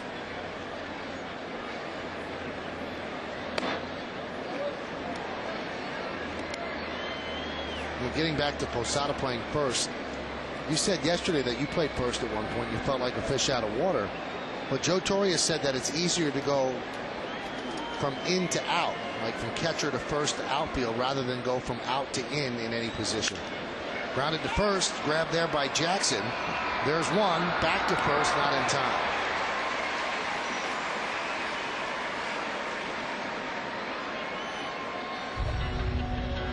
Jackson does a nice job here spinning.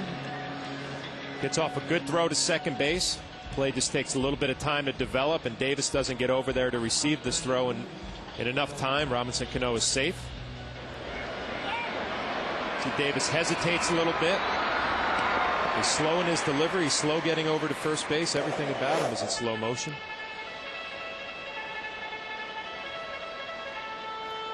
These are the little things that the Yankees in this series have been taking advantage of. Any little mistake that the Diamondbacks make, they've made them pay. Last night, Alex Rodriguez hits the home run after a ball that was not turned into a double play by Hernandez. And here a play where Davis doesn't get over to finish off the double play.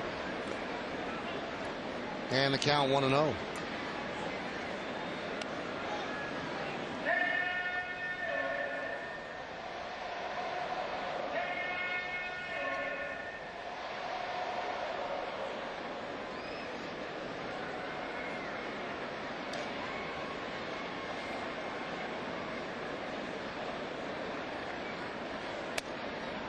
And the count 2-0.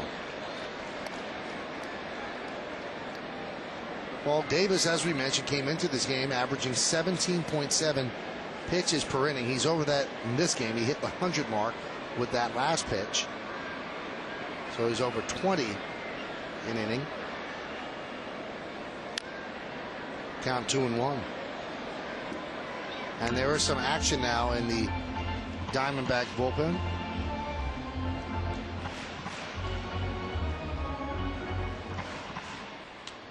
It's Juan Cruz.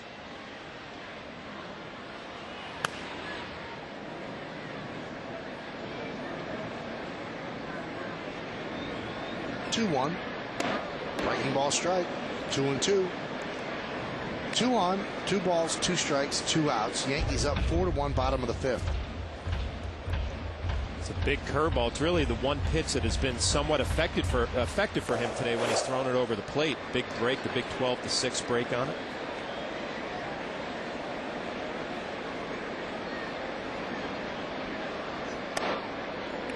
Now, if you're sitting in the dugout watching that, you know that that's the one pitch he's been getting people out with.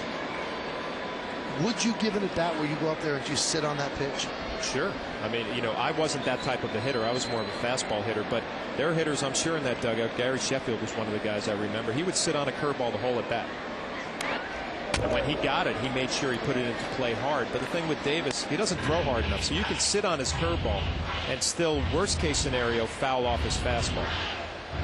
I think the game plan for the Yankees today is just not to help him out. If he doesn't want to throw the ball over the plate, they've done a nice job of not swinging their pitches out of the zone.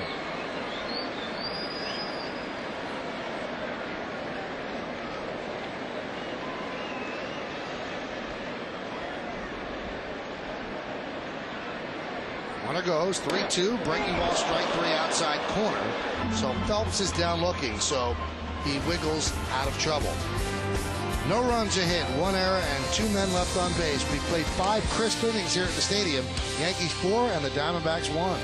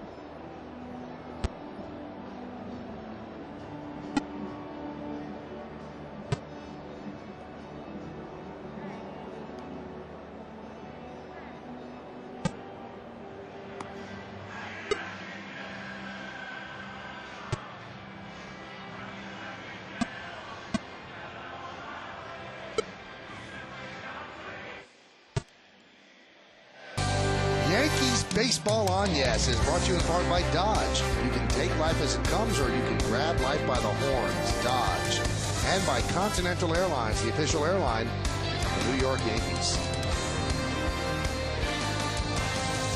Andy Pettitte is retired 9 in a row as we head to the 6th inning. Yankees lead 4-1, looking for their 9th straight victory.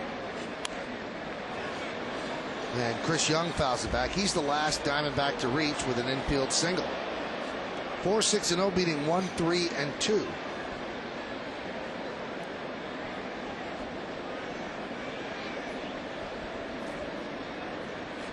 Diamondbacks have struggled in interleague play, 66-81, and that's all time. They've lost 20 of their last 27 in interleague play.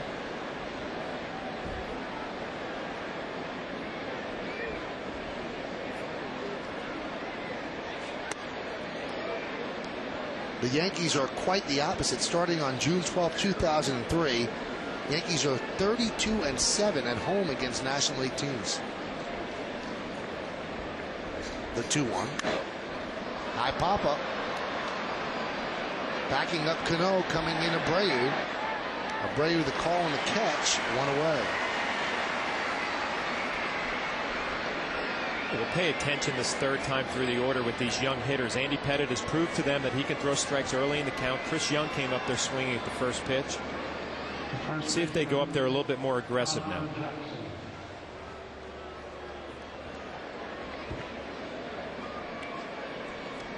Well, here's Connor Jackson. Yankees all-time in interleague play, 109-73. That's the best record of any team. The Oakland A's are second at 109-75.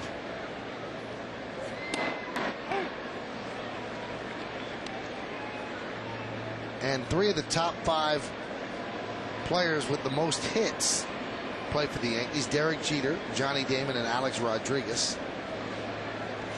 The other 2, Garrett Anderson and Pudge Rodriguez.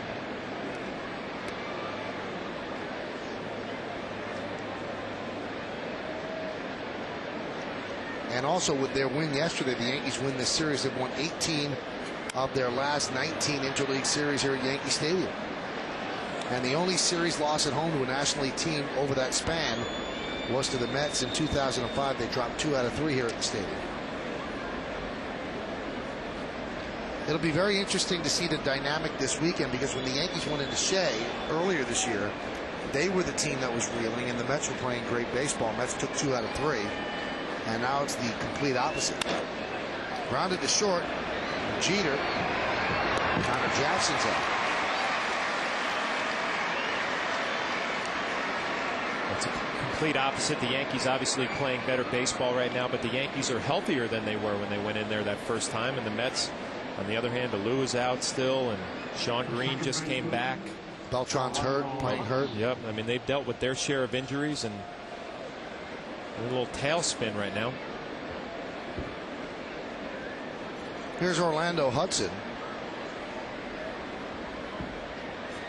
Now, for people that are into jinxes, you'd love to blame it on the Sports Illustrated cover jinx, but the most recent SI with Omar Minaya and his team on the front cover actually came out yesterday, and the Mets slide started well before that.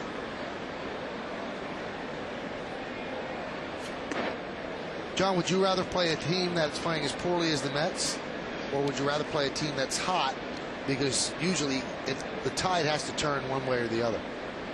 Oh, I would think I would rather a team coming in, limping. But the whole thing about the Subway Series or the Boston Red Sox Yankee rivalry, you could throw out the window what the teams are doing. Once you get into Yankee Stadium or Shea Stadium or Fenway Park, those games take on a life of their own. So, a team that's struggling like the Mets, they might come in here and a little bit of energy in the Subway Series in Yankee Stadium might be just what they need.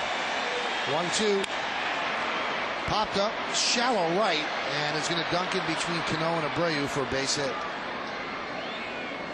Looks like Orlando Hudson hurt himself on that swing right there.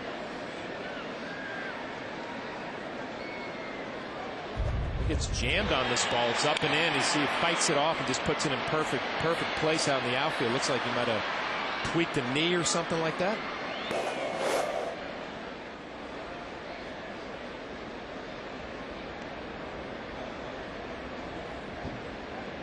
That's the last thing this team needs, to lose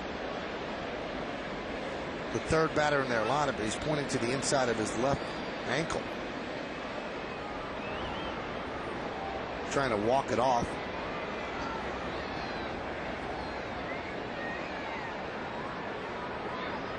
And they're going to take him out of the game.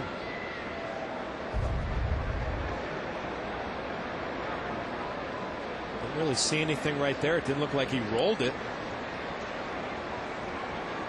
Obviously in some pain getting down to first base.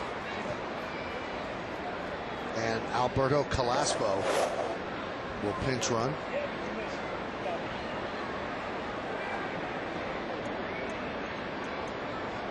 It's a tough loss for Bob Melvin and the Diamondbacks. Orlando Hudson, one of their consistent offensive players, and we mentioned it before, a team that struggles to score runs. You lose a Gold Glover and your number 3 hitter. Alberto Calaspo, number 13. So Hudson makes his way to the clubhouse. And here's Eric Burns with Calaspo pinch running.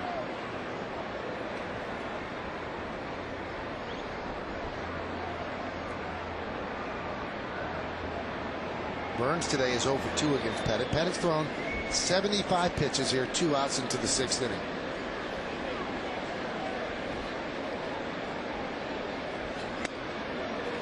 That cutter's working today.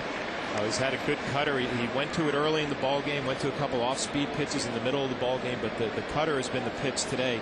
And more important, not importantly, but more impressive is the velocity on the cutter. I mean, he's hit 91 miles an hour today. That's the old Andy Pettit that we're used to seeing.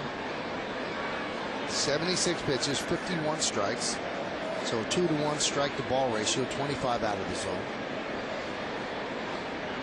The 0-1. And the count 1-1.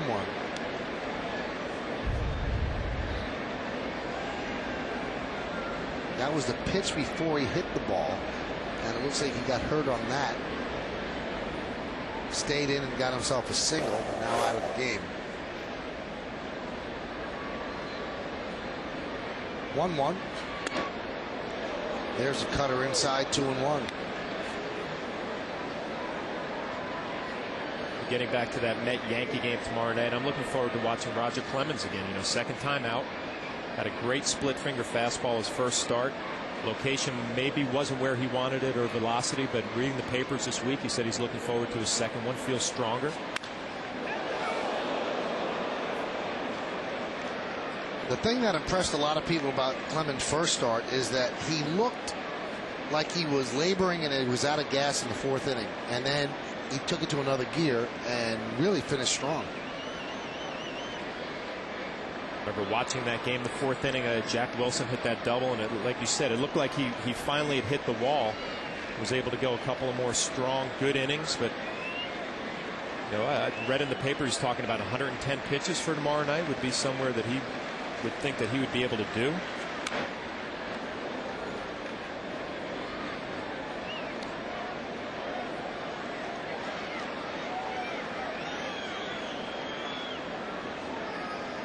That fan's still not very fond of Clemens after he hit Mike Piazza in the head, and then the bat throwing incident in the World Series, and Sean Estes threw behind Roger Clemens a couple of years later. That was an ongoing soap opera that really hovered around the entire Subway Series every time the two teams met. The 2-2. Grounded to short. Jeter will go the short way to get the force at second, and that will do it here in the 6th. No runs a hit, no errors, and 1 man left on base. Let's take this to the bottom of the 6th inning. 4-1 Yanks.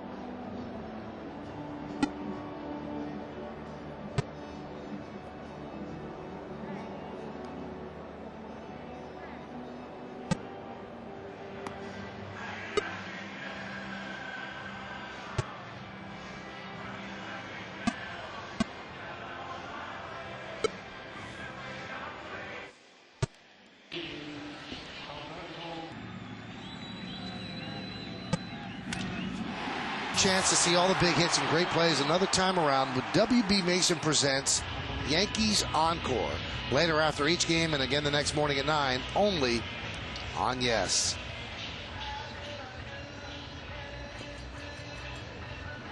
Well, the Yankees lead this one 4-1, 4-6-0 for the Yanks, 1-4-2 for the Diamondbacks. New pitcher for the Diamondbacks, Juan Cruz, as Doug Davis lasted just 5 innings, and he allowed 4 runs, and those are the numbers on Cruz. They're impressive. Well more than a strikeout per inning. 19 hits and 20 2/3.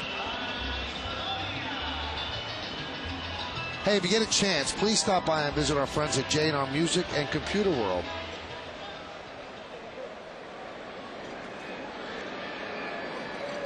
We saw Cruz on Tuesday night. He had a 1-2-3 inning, good fastball, nice tight slider. Used to be a starting pitcher a couple of years ago. Now he's in that bullpen doing a nice job for the Arizona Diamondbacks. Here's Miguel Cairo. He is 0 for 1.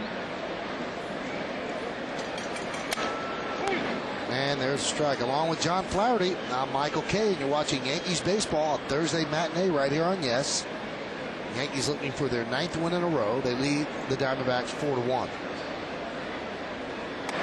And the pitch outside, 1-1.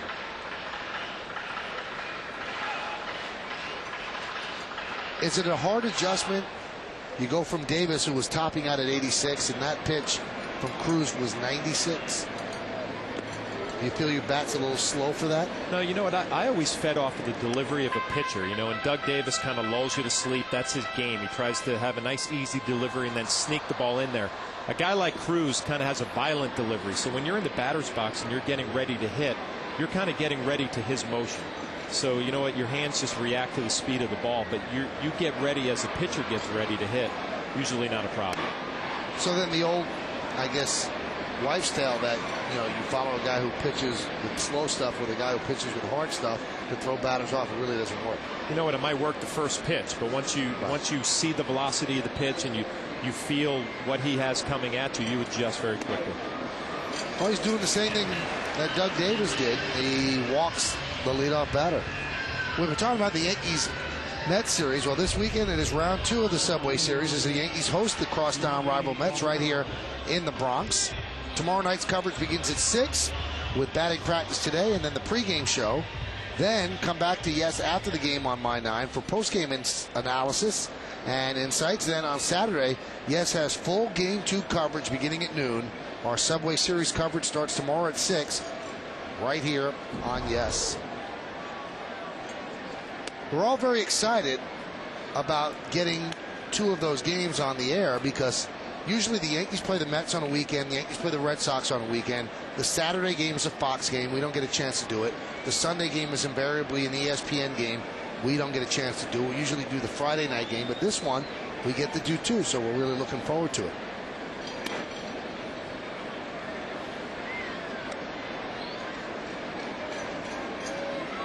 And the matchups are pretty exciting. We told you about Clemens against Perez. Then Saturday, Tyler Clippard coming off his worst start. He'll go up against Tom Glavine, who has struggled since he got the 295 wins. And then on Sunday night, Chin-Ming Wang against El Duque, Orlando Hernandez. Runner goes. There's a strike. Throw to second is not in time. Stolen base for Cairo. We've been talking an awful lot about Miguel Cairo. He goes to play first base last night, does a good job. Third base today, does a good job. And here gets a pretty decent jump. Chris Snyder upset with himself. He makes a decent throw. He just pulls it to the shortstop side a little bit. And that's going to be the difference here with this stolen base. Take a look at it in the cannon power shot. Now, if that ball's on the bag, Miguel Cairo's out. But it's off to the shortstop side. Drew has to reach back around. Miguel Cairo safe at second. And it shows you the margin of error because it wasn't that far on the shortstop side. The fact that it was just on that side of the bag and he had to reach across, that's what cost him the runner. Cabrera tries to bunt. And I don't know if it hit him. Yes, it did hit him. And he will go to first. Now they're going to check with the third base umpire to see if he actually offered to bunt, because if you swing, even if you get hit flush with the ball, it's a swing. And the third base umpire said he did not go. We'll take a look at it. Melky Cabrera squares to bunt. You see the slider goes down and in right off the top of his foot. See, clearly he pulls this bat back right there.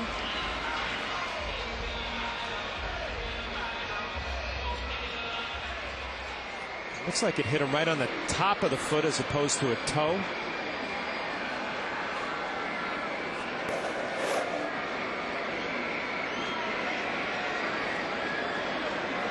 You really get the feeling that the Diamondbacks are just kind of hanging around in this ball game. If you're the Yankees, you'd like to score a few and kind of put them away.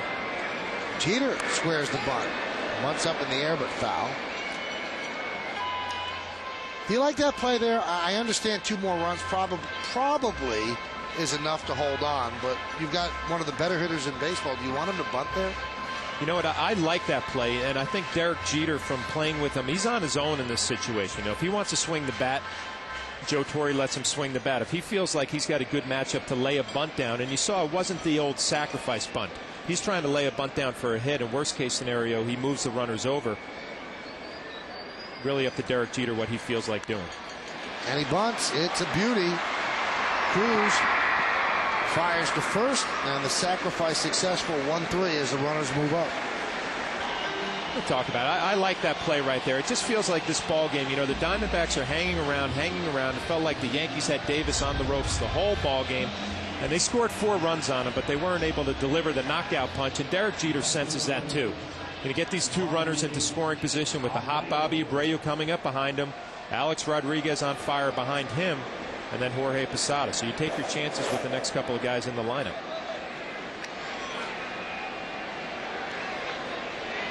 Well, the Diamondbacks do bring the infield in, and Abreu is 1 for 2 with a walk and a run scored.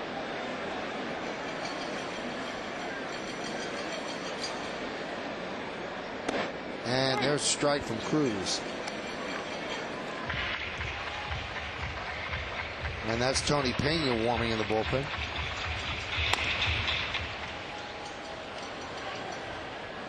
And that's Tony Pena in the first base coaching box.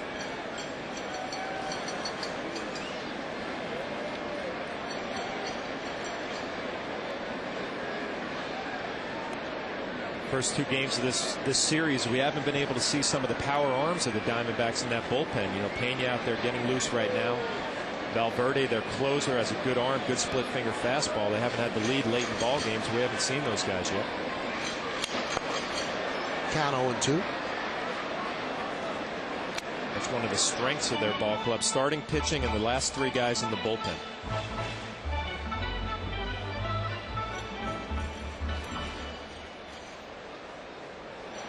The Yankees have runners on second and third with 1 out. Pena continues to heat up.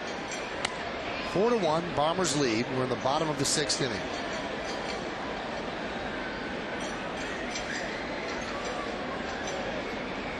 And the pitch. Fouled back. Cruz throwing gas.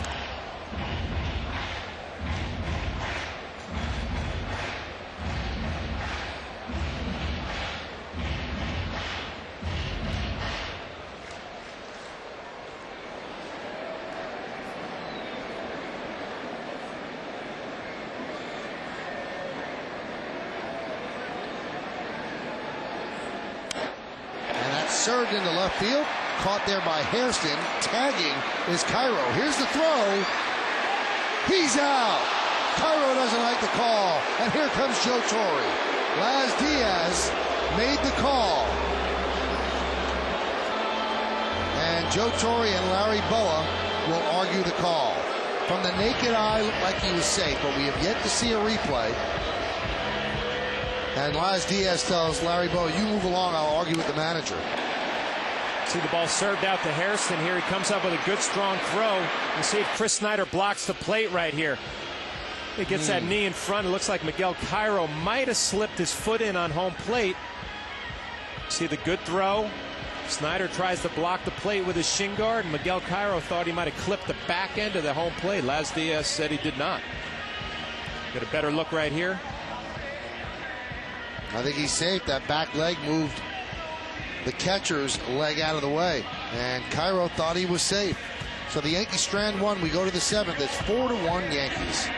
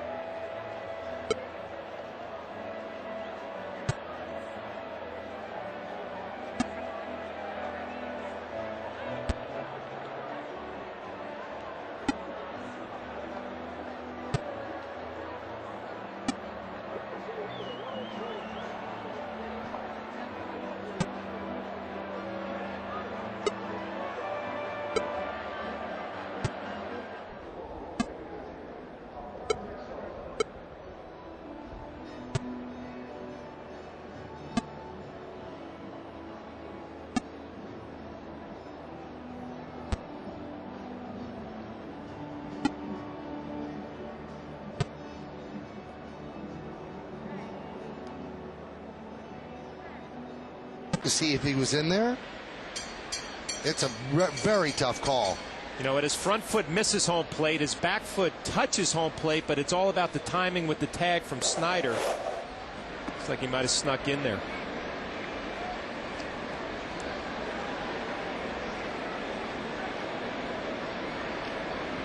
(4-1) Yankees lead. Mark Reynolds leads off, and the 1-0 is lined and caught by Jeter.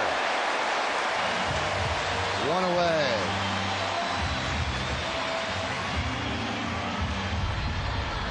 Arizona Diamondbacks trying to fight their way back in this one. Mark Reynolds hits a bullet here to Derek Jeter's right. Talk about outfielders getting good jumps on baseballs, infielders as well on this line drive. Good jump by Derek Jeter with full extension. Nice play. It's all about reactions. That first step, the most important. Here's Chad Tracy, and there's a strike. I talked to Andy earlier in the week about how he's been pitching in hard luck, and he said, what are you going to do? He said, you know, last year I got off to a terrible start, and he said I finished strong. He said, I guess it all turns around, it evens up. And he's been around a long time. He's going to be 35 tomorrow. I don't think he's going to stress over the fact that he's one game under 500. And I do believe what you said earlier, John. He's all about winning. If the team's winning, he's cool with it. When they struggle, I think it bothered him. But I don't think he's really concerned about his record per se. Count 1-2. You know what? Not that it's a good problem to have, but, you know, you'd rather be Andy Pettitte, who's pitched well all year. Mechanically, he's been locked in, and you're not getting run support. You're not getting the wins that you want. It's better being him than Mike Mussina, who had to go through a rough stretch and try and figure it out on the fly. Figured it out last night. High fly ball right center, and Melky Cabrera calls off Abreu, and there's 2 away. I guess my point with that, Michael, is that, you know what, if you're throwing well, you know eventually through the course of a season you're going to get your wins. You see Bobby Abreu calling for it, and Melky Cabrera, being the center fielder, has priority. If he calls, it's his ball. Now you wonder how that plays out there. Okay, Melky's the center fielder, but Bobby Abreu's the veteran. And it almost seemed as if Abreu said, oh, it's going to be like that?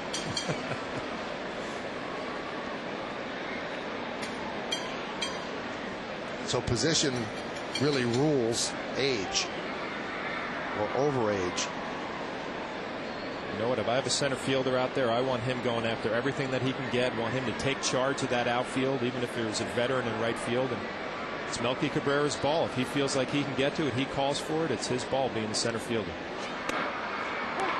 And the pitch to Hairston is a strike.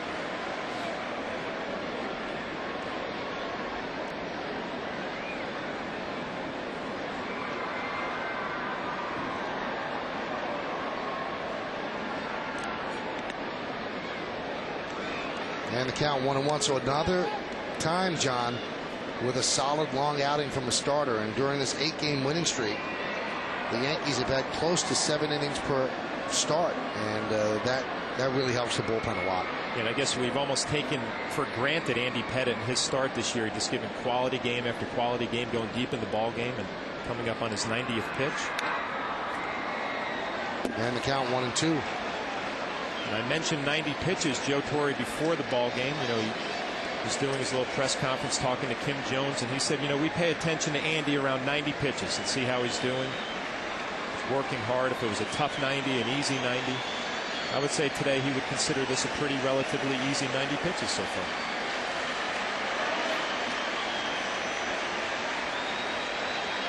And the 1-2.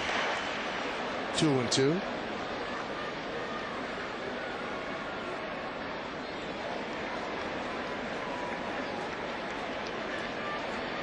Crowd of 53,712 here in the Bronx today. Watching the Yankees lead the Diamondbacks 4-1, top of the 7th. The 2-2. Strike 3. Hairston down looking. Andy Pettitte has retired 15 of the last 16 batters, and he has now completed 7 innings in 7 of his last 8 starts. Diamondbacks go down in order 1-2-3. It's time for the 7th inning stretch. Yankees lead the Diamondbacks 4-1, and join everybody here at the stadium as we honor America by listening to the voice of Yankee Stadium, Mr. Bob Shepard. as we remember the servicemen and women who are stationed around the globe, and especially remember those who have lost their lives defending our freedom and our way of life.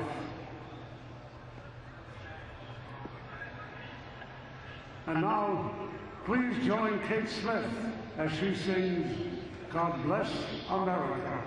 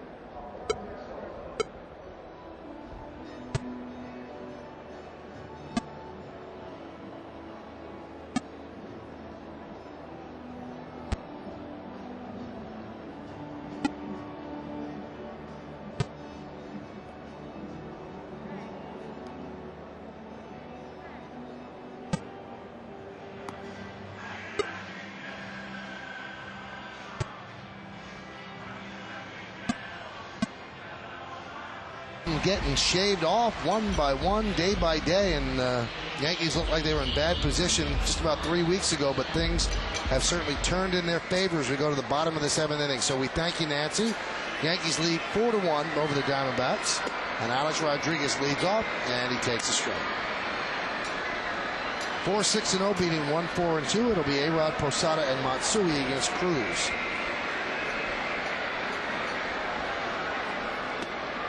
There's a strike.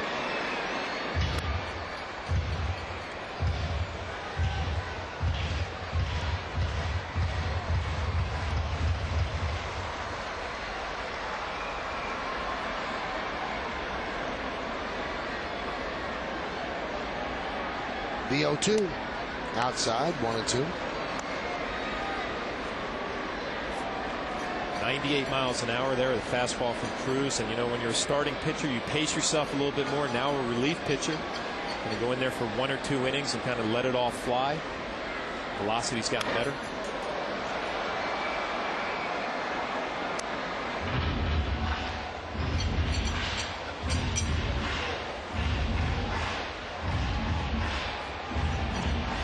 Sean Henn is up in the Yankee bullpen, probably just to get some work in. Doubt they're going to bring him into this 4-1 game. I think Andy Pettit will probably pitch the 8th inning. The 1-2, upstairs, 2-2.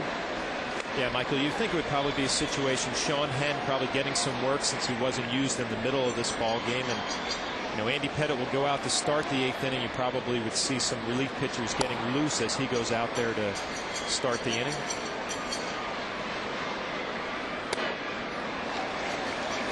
I'm going to ask you a very, very complicated, intricate question. And that's why I have such respect for baseball players, because I think hitting a baseball is the hardest thing to do in sports. How is it possible to know where the ball's going at 98 miles an hour and have that all click in your brain and make contact? When you ever think along those terms how difficult that is? Ground ball up the middle and off the glove of Drew in the center field. They'll see how they score that.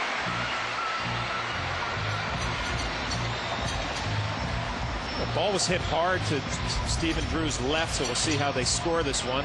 See, it's a slider down and away. Alex kind of just hooks it, but he hits it hard. A little nonchalant right there. They give him a base hit. They give him a base hit. Seen a ball that Drew came up on. This one he stays down, and the ball just bounces right over the top of his glove. Probably a play he feels like he should have made. You know, Michael, getting back to your point about hitting, I mean, hitting obviously is, I think, the hardest thing to do in all of sports, but you never think that way, because the little things like picking up a fastball out of a pitcher's hand or picking up a curveball or a slider, they happen naturally. So, you know, right out of his hand, you know velocity, fast or slower with the tilt of his hand. So, if you actually break it down in frames and segments, the mind could comprehend that in a nanosecond. I mean, it all happens so quickly. And then if they have to put a little wrinkle in it to adjust to that, it's just an amazing thing. It's an amazing physical act. Pitch is low. When you're going good, you recognize that wrinkle right out of his hand. So everything kind of slows down for you. And the other way, you're always ready to hit a fastball. So right out of his hand, you recognize fastball, and then you just react. But you know, the great hitters put it all together with the discipline not to swing at bad pitches, recognize pitches early. And at this point, every Major League Baseball player, velocity, if you talk to most of the guys, not a factor. You're talking 93, 94. I mean, you see that pretty much every day. You know, when guys get up there about 98, like Cruz is thrown here, obviously it becomes a little bit more of a factor. But velocity for Major League hitters, they're not too concerned about it. It's more movement and off-speed pitches that give them trouble. So when you're up here, you can hit a fastball. Getting to the big leagues means that you could hit a fastball. Exactly. You see most of your minor league good hitters, they get into fastball hitters count, and if you throw 95, it's no big deal. They'll take care of it. It's the young guys who come to the big leagues that have to make adjustments with the curveball, slider, split finger. And, you know, let's face it, if a pitcher has a good off-speed pitch one day, you're not going to hit it most of the time. You hit the mistake off-speed pitches. So at what point does a fastball become something that it becomes a concern? 97? Yeah, I was going to say anything over 90, 95, 96, 97. Then it's special. Then it's okay. Now I got to gear it up a little bit. But if you're a pitcher, you're throwing 92, 93 miles an hour for the average Major League hitter. That's not really a concern. You don't feel like you have to cheat to get to that pitch. So what Cruz is throwing now, there's a breaking ball at 86. Cruz is somebody that you have to gear it up. Yeah, you got to say, you know what, I respect the velocity of that fastball, so I have to be ready for that pitch. And if he throws a good off-speed pitch, which he did right there to Jorge Posada, you take it and you tip your hat to him.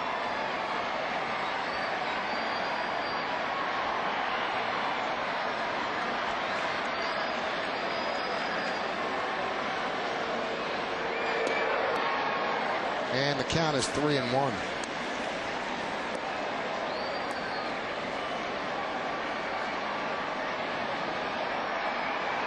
Now the Diamondbacks have not looked as if they've had a lot of confidence in the series. They've played back on their heels. The pitchers have been tentative, and their hitters have not really done the job either. That one's laced into left field. It is a base hit. A-Rod will move to second, so Posada picks up a single.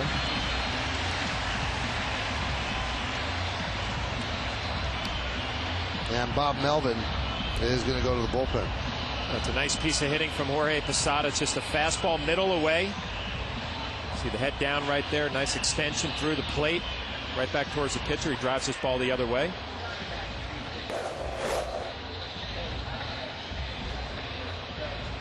Well, Doug Slayton, the only left-hander in the bullpen, is going to come on to face Matsui. Come on back for that matchup.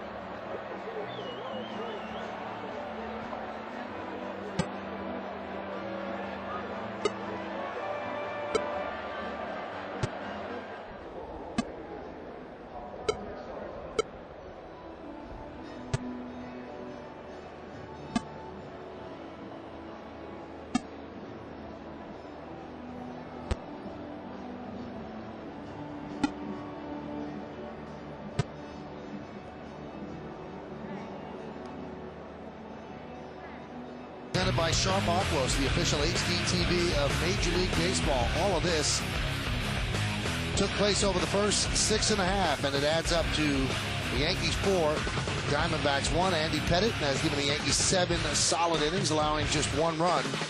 And the Yankees, if they can hold on, are on their way to their 9th straight victory. Doug Slayton, the only left-hander in the Diamondbacks bullpen, takes over here with runners on first and second, nobody out.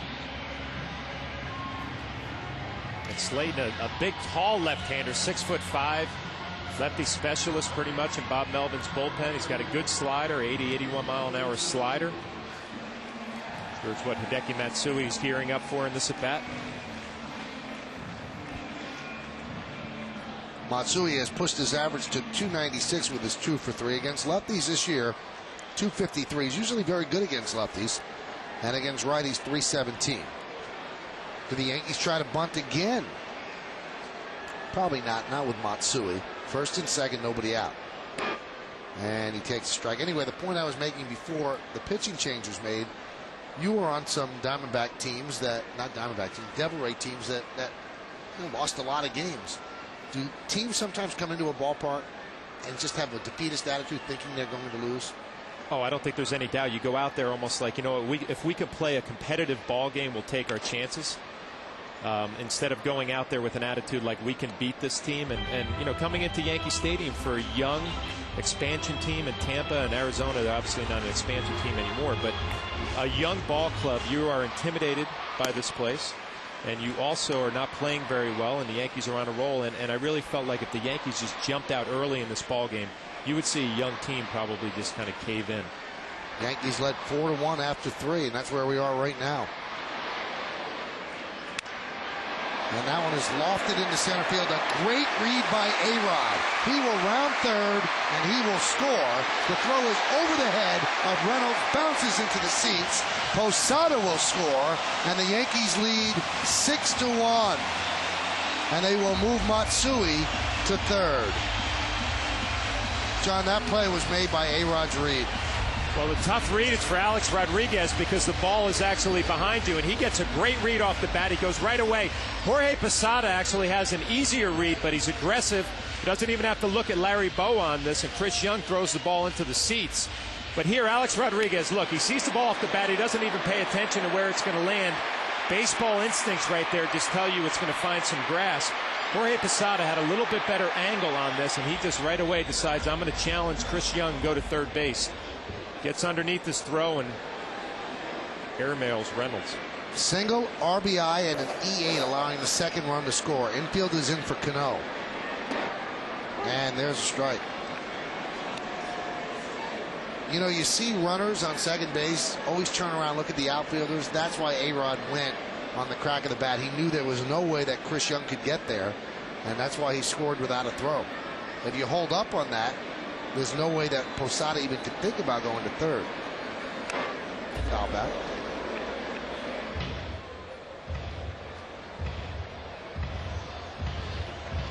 Along with John Flaherty, I'm Michael Kay, and you're watching Yankees baseball here on Yes.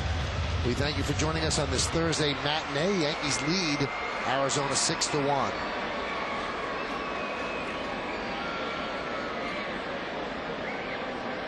Diamondbacks infield in.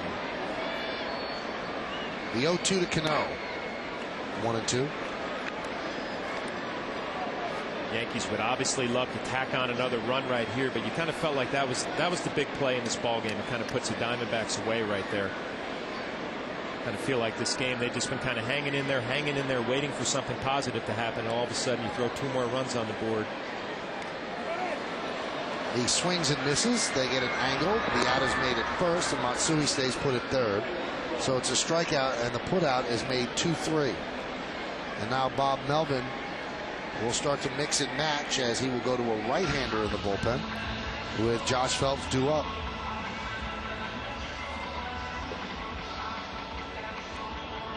So Slayton gets a pop-up and a strikeout. His day is done. And they call to the right-hander with a runner on third and 1 out. Yankees lead 6-1. Stick around.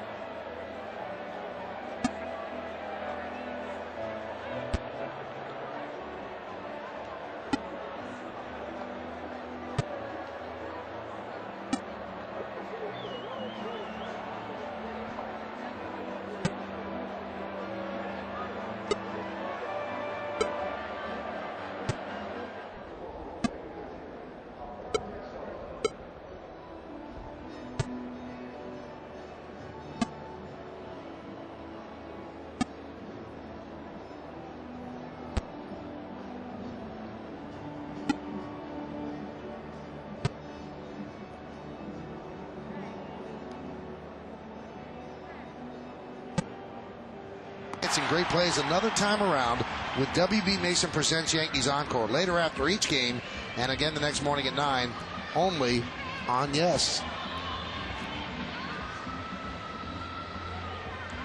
Well, Tony Pena takes the mound. A lot of these arms come out of the bullpen, and they can throw, and they've got good numbers. Well, they do. Tony Pena, you know, in the best case scenario for Bob Melvin, he's their 7th inning pitcher with a lead. You see the numbers, a good ERA and the hits, only 19 in 33 innings and the 22 strikeouts. But another hard thrower, upper 90s, has a slider that's a little bit inconsistent, but he can run it up there pretty good.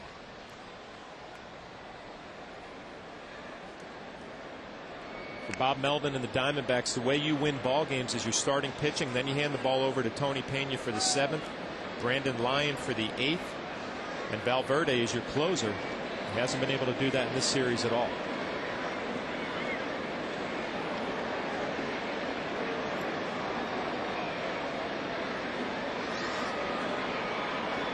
And the pitch to Phelps, 1-0. Right-handers against Pena this year have just 6 hits and 63 at bats. That's .095. And lefties hit .260 against him.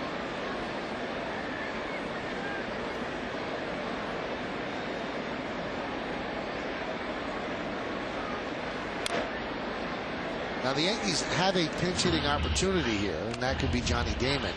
But with a 6-1 lead, you don't want to empty your bench at this time. And that would also plug Damon in at first base for the first time. So they keep the status quo here and have Phelps up against Pena. 1-1. High fly ball, center field. Sliding is Young, can't make the play. Matsui will score. It's an RBI single for Phelps, and the Yankees lead 7-1.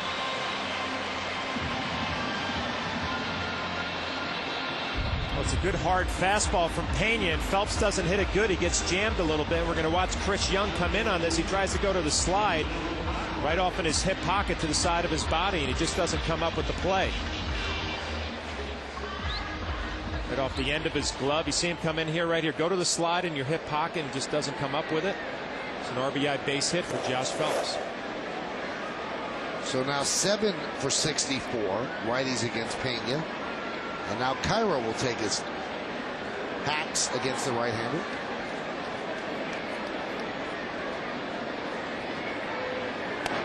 And there's a strike.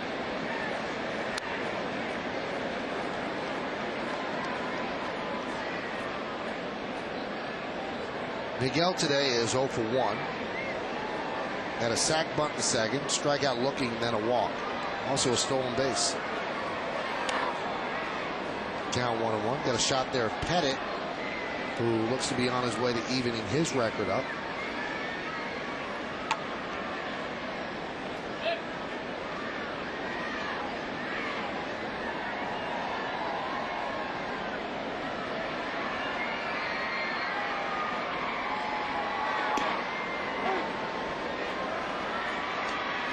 See why Pena could be tough on right-handers. 96-mile-an-hour fastball and then an 86-mile-an-hour slider on the outside corner. And you know, with Andy Pettit going out there for the top of the 8th inning, you got to believe Joe Torre would pay particular attention. Pitch count just up over 90 now, and you know, with some back spasms a couple of starts ago.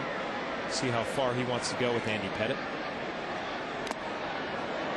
And Cairo down on strikes in the second out of the inning. And that'll bring up the switch hitting Melky Cabrera, who's hit from the left side against Pena.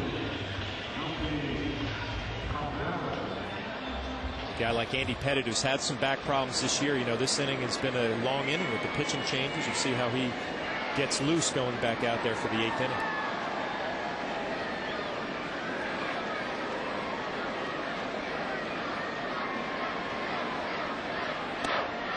And there's a strike.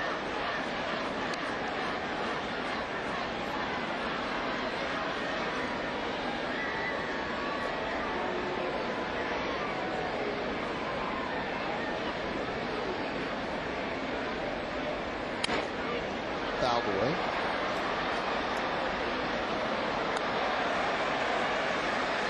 Roger Clemens gets start tomorrow against the Mets, his second start. Won his first one against the Pirates. Two buddies played here in New York, then the 3 years in Houston, and now back here in the Bronx.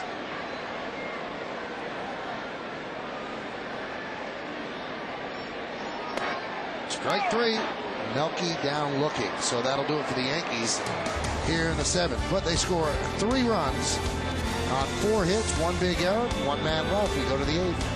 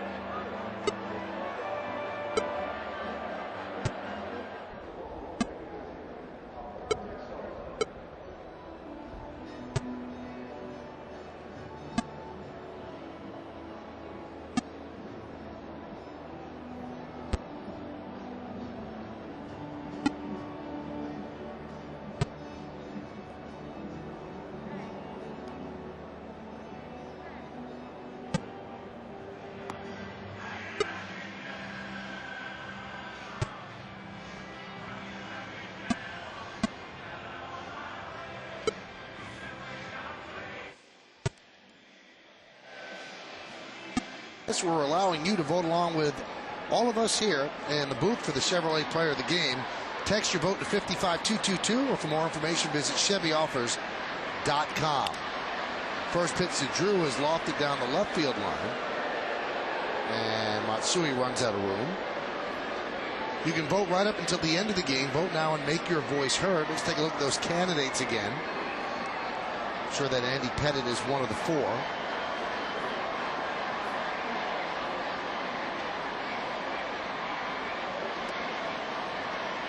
And we will find out in just a moment.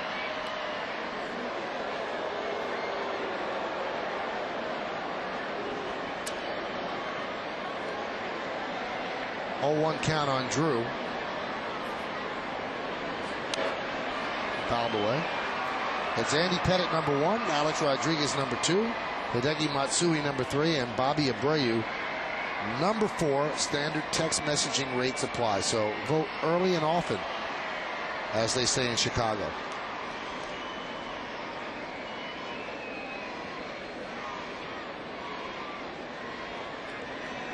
The 0-2. Outside 1-2. I just logged my vote, Michael. Did you? I did. On the cell phone? I did. 55222. I got it in. You want to tip your hand? Tell everybody what you did? Well, I don't think there's any question out of those candidates who I would vote for. Now you got to watch, though. You've got a lot of influence with our listeners. They've come to look up to you, and if you say that, then they might be swayed away from maybe a Bobby Abreu vote. Well, just remember what Joe Torre says the strengths of his ball club are. Starting pitching. That's what they go with. That's what they win with. Soft ground ball to second base. Cano. And there is 1 away. Time now for the Diamondbacks in-game box score, sponsored by Hummer. There are just 4 hits in there. Chris Young, Orlando Hudson, a double and a run scored by Reynolds, an RBI by Scott Hairston.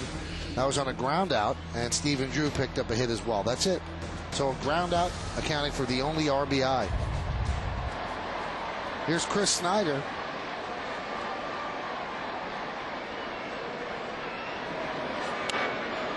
Fouled that. Well, Andy Pettitte, true to form, we talked about it in our pitcher scouting report. He's walked one batter today, a guy who's just not going to beat himself. He's going to make the opposition put the ball in play. Arizona Diamondbacks found out early he's throwing a lot of strikes. They have to go up there hacking. And the only guy who walked was in the first inning, Orlando Hudson, on a 3-2 pitch. Now, we told you that in 7 of his last 8 starts, Andy Pettitte has gone at least 7. The only time he didn't was against the Red Sox. He went 4 1/3, had to leave the game with a back problem. So he has been a model of consistency for the Yankees. Grounded to third. Cairo gets a nice hop. And Phelps can't come up with the scoop. So that'll be an E5 on Cairo. Miguel Cairo gets a nice hop like you called, Michael. It comes up right here, and you know, it hasn't been over at third base very often, but comes up with a throw just a little bit short, and he's saying, you know, pick me up like I've been picking everybody else up on this team playing first base. And Josh Phelps just gets handcuffed a little bit. Miguel's got to be kicking himself. An easy play right there, just short hops Josh Phelps. Now, that's not an easy play, but to be frank, Josh Phelps is not a great first baseman, and the Yankees kind of lose something when he's there. Let's see if they can turn 2 here. They do, and around the horn, 5-4-3 off the bat of Chris Young. So that also an Andy Pettitte specialty, and Cairo helps to erase his E5 on the hot shot.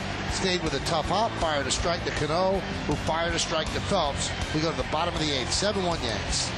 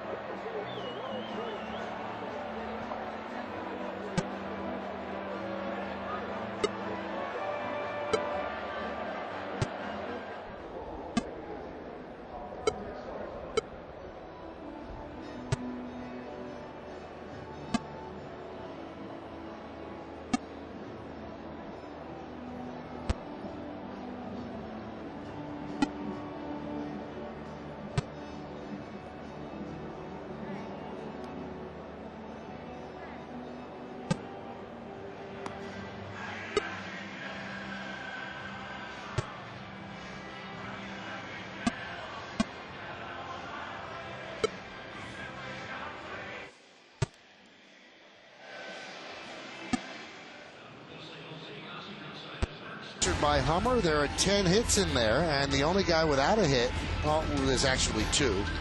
It's Robinson Cano and Miguel Cairo. Melky Cabrera, Derek Jeter, and Bobby Abreu each have scored a run. Alex Rodriguez, another good day, 2 for 3, a double, 2 ribbies, and 2 runs scored. Jorge Posada, 1 for 4.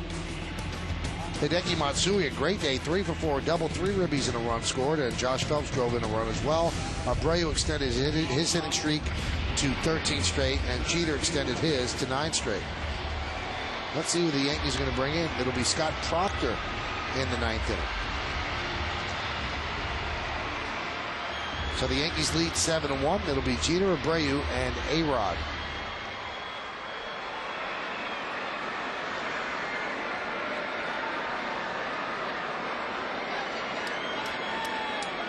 And Brandon Lyon comes in.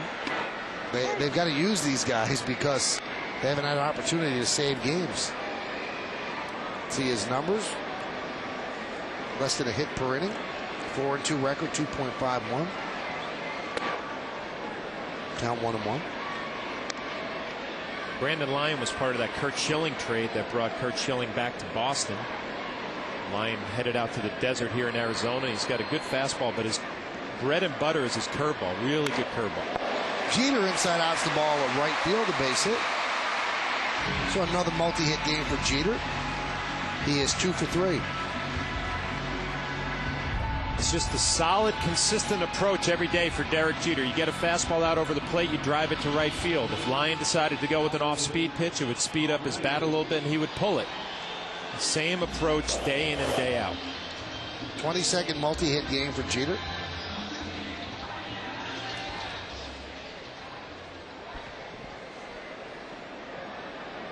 And here's Bobby Abreu, 1 for 3 with a run scored.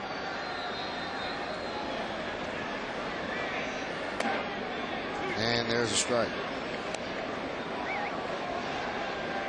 Last time up, Abreu thought he had a sac fly.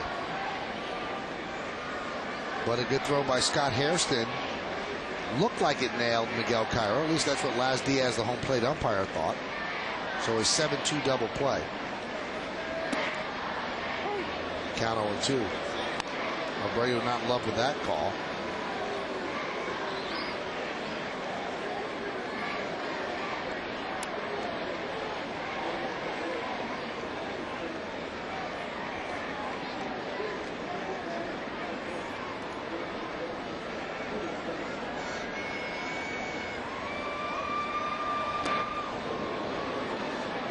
And a swing and a miss as Abreu goes down on strikes. It's not an at-bat we're used to seeing from Bobby Abreu, especially on this hitting streak that he's on. Usually those 0-2 counts turn into full counts very quickly.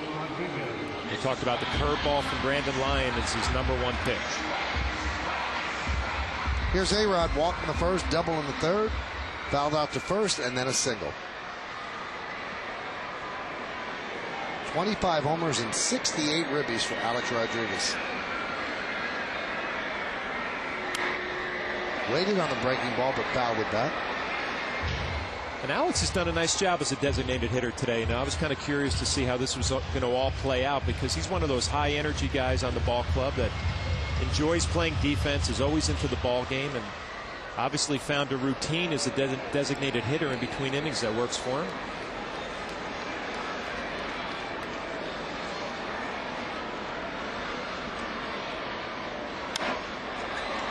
Fouled away.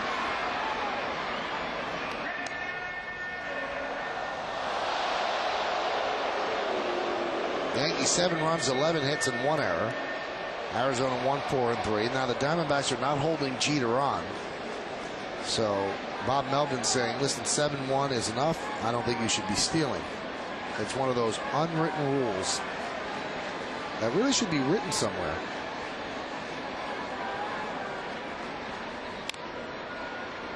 I just don't know about that, though, John. The way the offenses are in baseball now, I don't know if a 6-run lead is enough, and to have your team have the dogs called off just because you're playing behind them, I don't know. I mean, in my opinion, you kind of go on the feel of the ball game, and the way this game has gone for the Diamondbacks, they really have not mounted any sort of a threat. Offensively, they're not known as a good offensive ball club, so you know, you kind of call off the dogs a little bit here and not try and run the score up. Grounded left side and through for a base hit. Boy, the left side of the Diamondback infield, they are having trouble with some hops.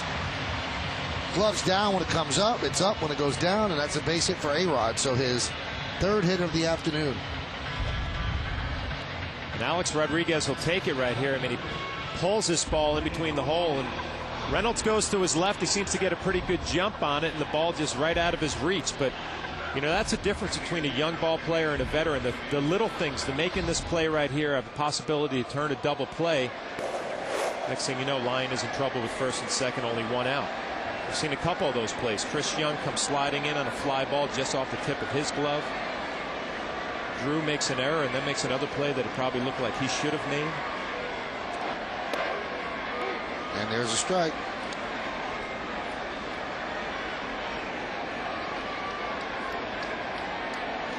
Missed opportunities against a ball club like the Yankees, they're going to make you pay for those. They've made the Diamondbacks pay this entire series.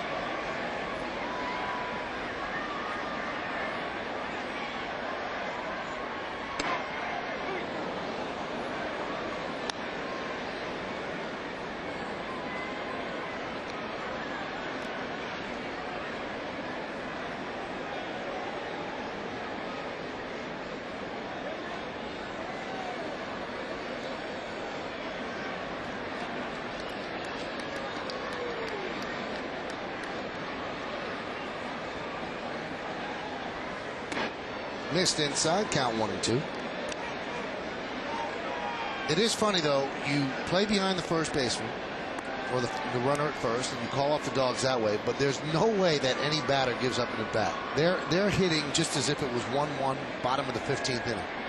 Well, that's the difference between a Major League Baseball player and a minor league player. You know, that you just never give away at-bats. You always keep that mental focus.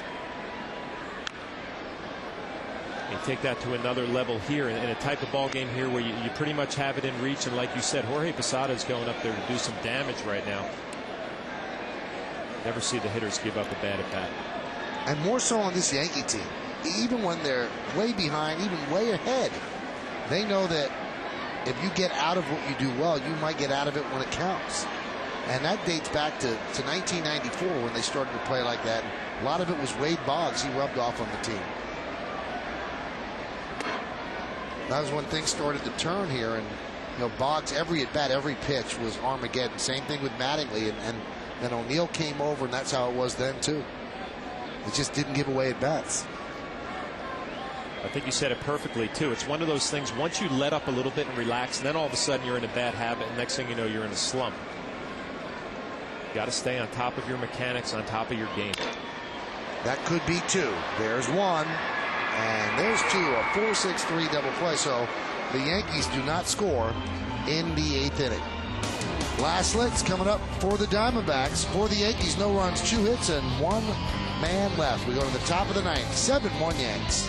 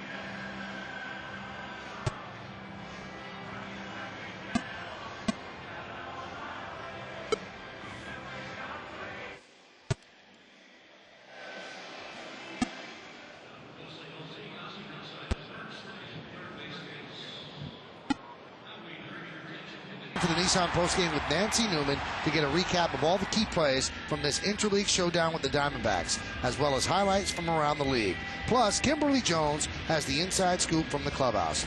The Nissan postgame, it's coverage you won't get anywhere else immediately following the game, only on Yes. Well, the Diamondbacks have essentially run out of time. They have 3 more outs to try to score 6 runs and keep this game going and avoid getting swept. They'll have to do it against Scott Proctor. Andy Pettit gives the Yankees 8 solid innings, 4 hit ball, 1 run, and they turn it over to Proctor. You see what Proctor has done, less than a hit per inning. And the record's not great, but the ERA is very good. Last time out, he pitched very, very well. So it'll be Connor Jackson to lead off. Scott's last outing, 2 scoreless innings against the Pittsburgh Pirates, so it looks like his game is rounding into shape. And one thing with him, he's got good stuff. Just make sure you throw it over the plate. And a strike.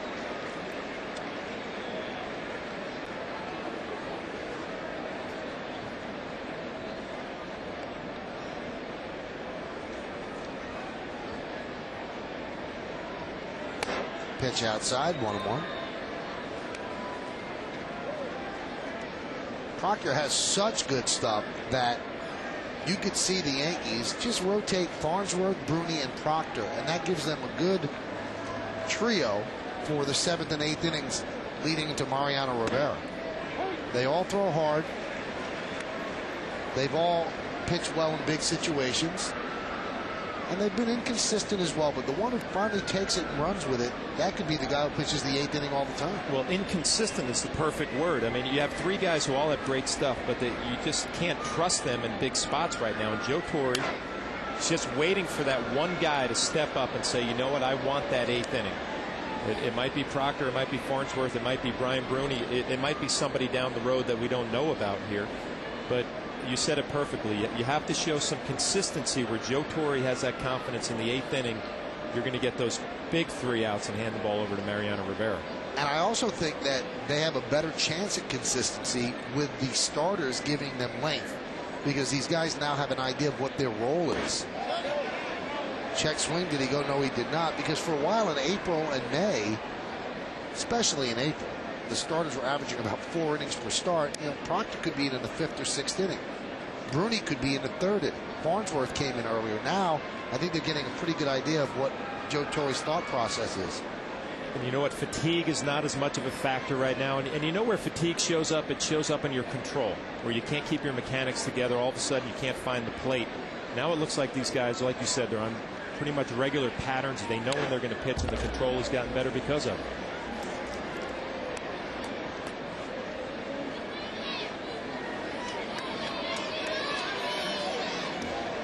If you're pitching out there, you can't think of yourself auditioning for Joe Torre. You know, I mean, obviously you're on the team already, but he's paying attention to how you're handling yourself, going about your business, and looking for somebody just to take over that role of being the 8th inning guy.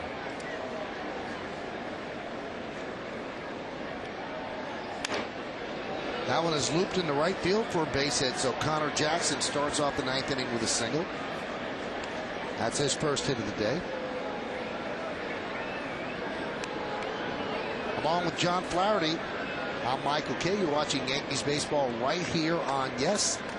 Diamondbacks in the top of the 9th inning. They trail the Yankees 7-1. Yankees looking for a sweep and also looking for their 9th straight victory.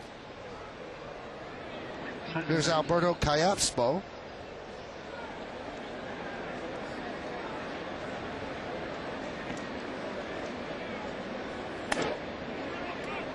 John, the Yankees are 3 outs away from what would be a 9-game winning streak. Honestly, the way they were playing in April and May, did you think they had this in them? Well, you knew the potential was there, but what you were watching out on the field, you know, 9 games in a row would be the furthest thing Joe Torre and his staff was thinking about. He just wanted to take it 1 game at a time. But it's amazing now, all of a sudden, there's a new breath of fresh air, so to speak. Everybody's healthy. You got all your ducks in a row. The Red Sox have kind of scuffled a little bit at the perfect time for you. When you're playing well, you've made up some ground.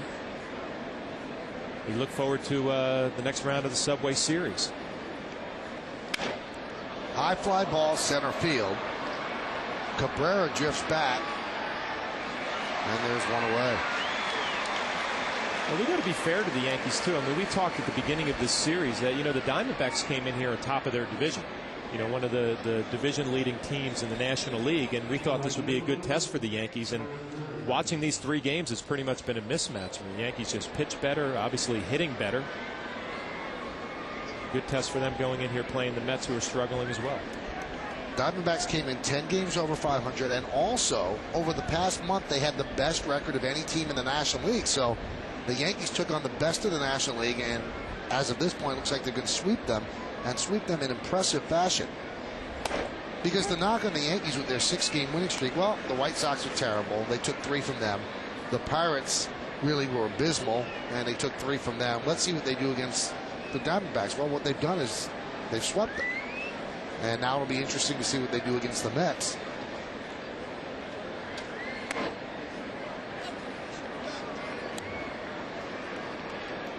You know what, offensively, you felt like the Yankees were going to be able to shut down the Diamondbacks in the series, which they have. But you know what, they went out there against Brandon Webb, you know, the reigning Cy Young Award winner in the National League, and they didn't beat him up, but they did just enough Big 3-run homer from Bobby Abreu in the first inning of the series. And the count 1-2. And then the Yankees, after the Mets series, will go on the road, and it's a very long road trip. It's 3 games in Colorado, 3 games in San Francisco, so they'll have to play without the DH. And then they start back with intra-league play, and they have 3 games in Baltimore. So they're on the road for a while. That'll be 11 days on the road. 10 games, 9 games, 11 days if you count the travel day of Monday. Swing and a miss, and Burns down on strikes, and the Yankees are 1 out away from the sweep. Scott Proctor obviously feels very good about his fastball, 94 miles an hour, but the location just perfect. Right on the outside corner, down and away. Got a fresh arm. He's just letting it fly out there. So here's Mark Reynolds. Diamondbacks down to their final out.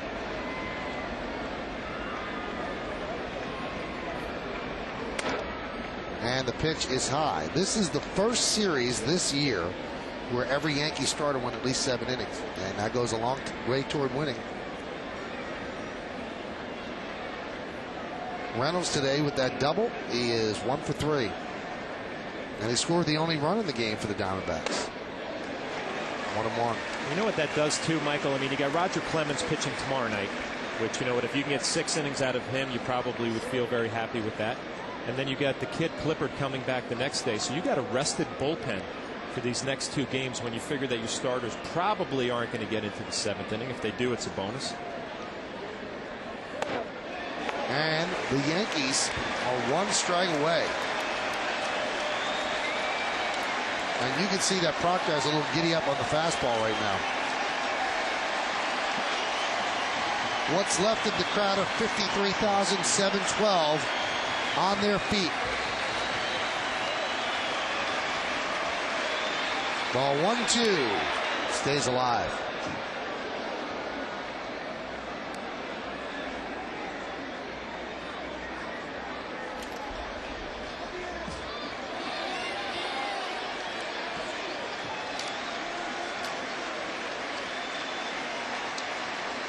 Runner on first, Connor Jackson. 2 outs, a 1-2 count.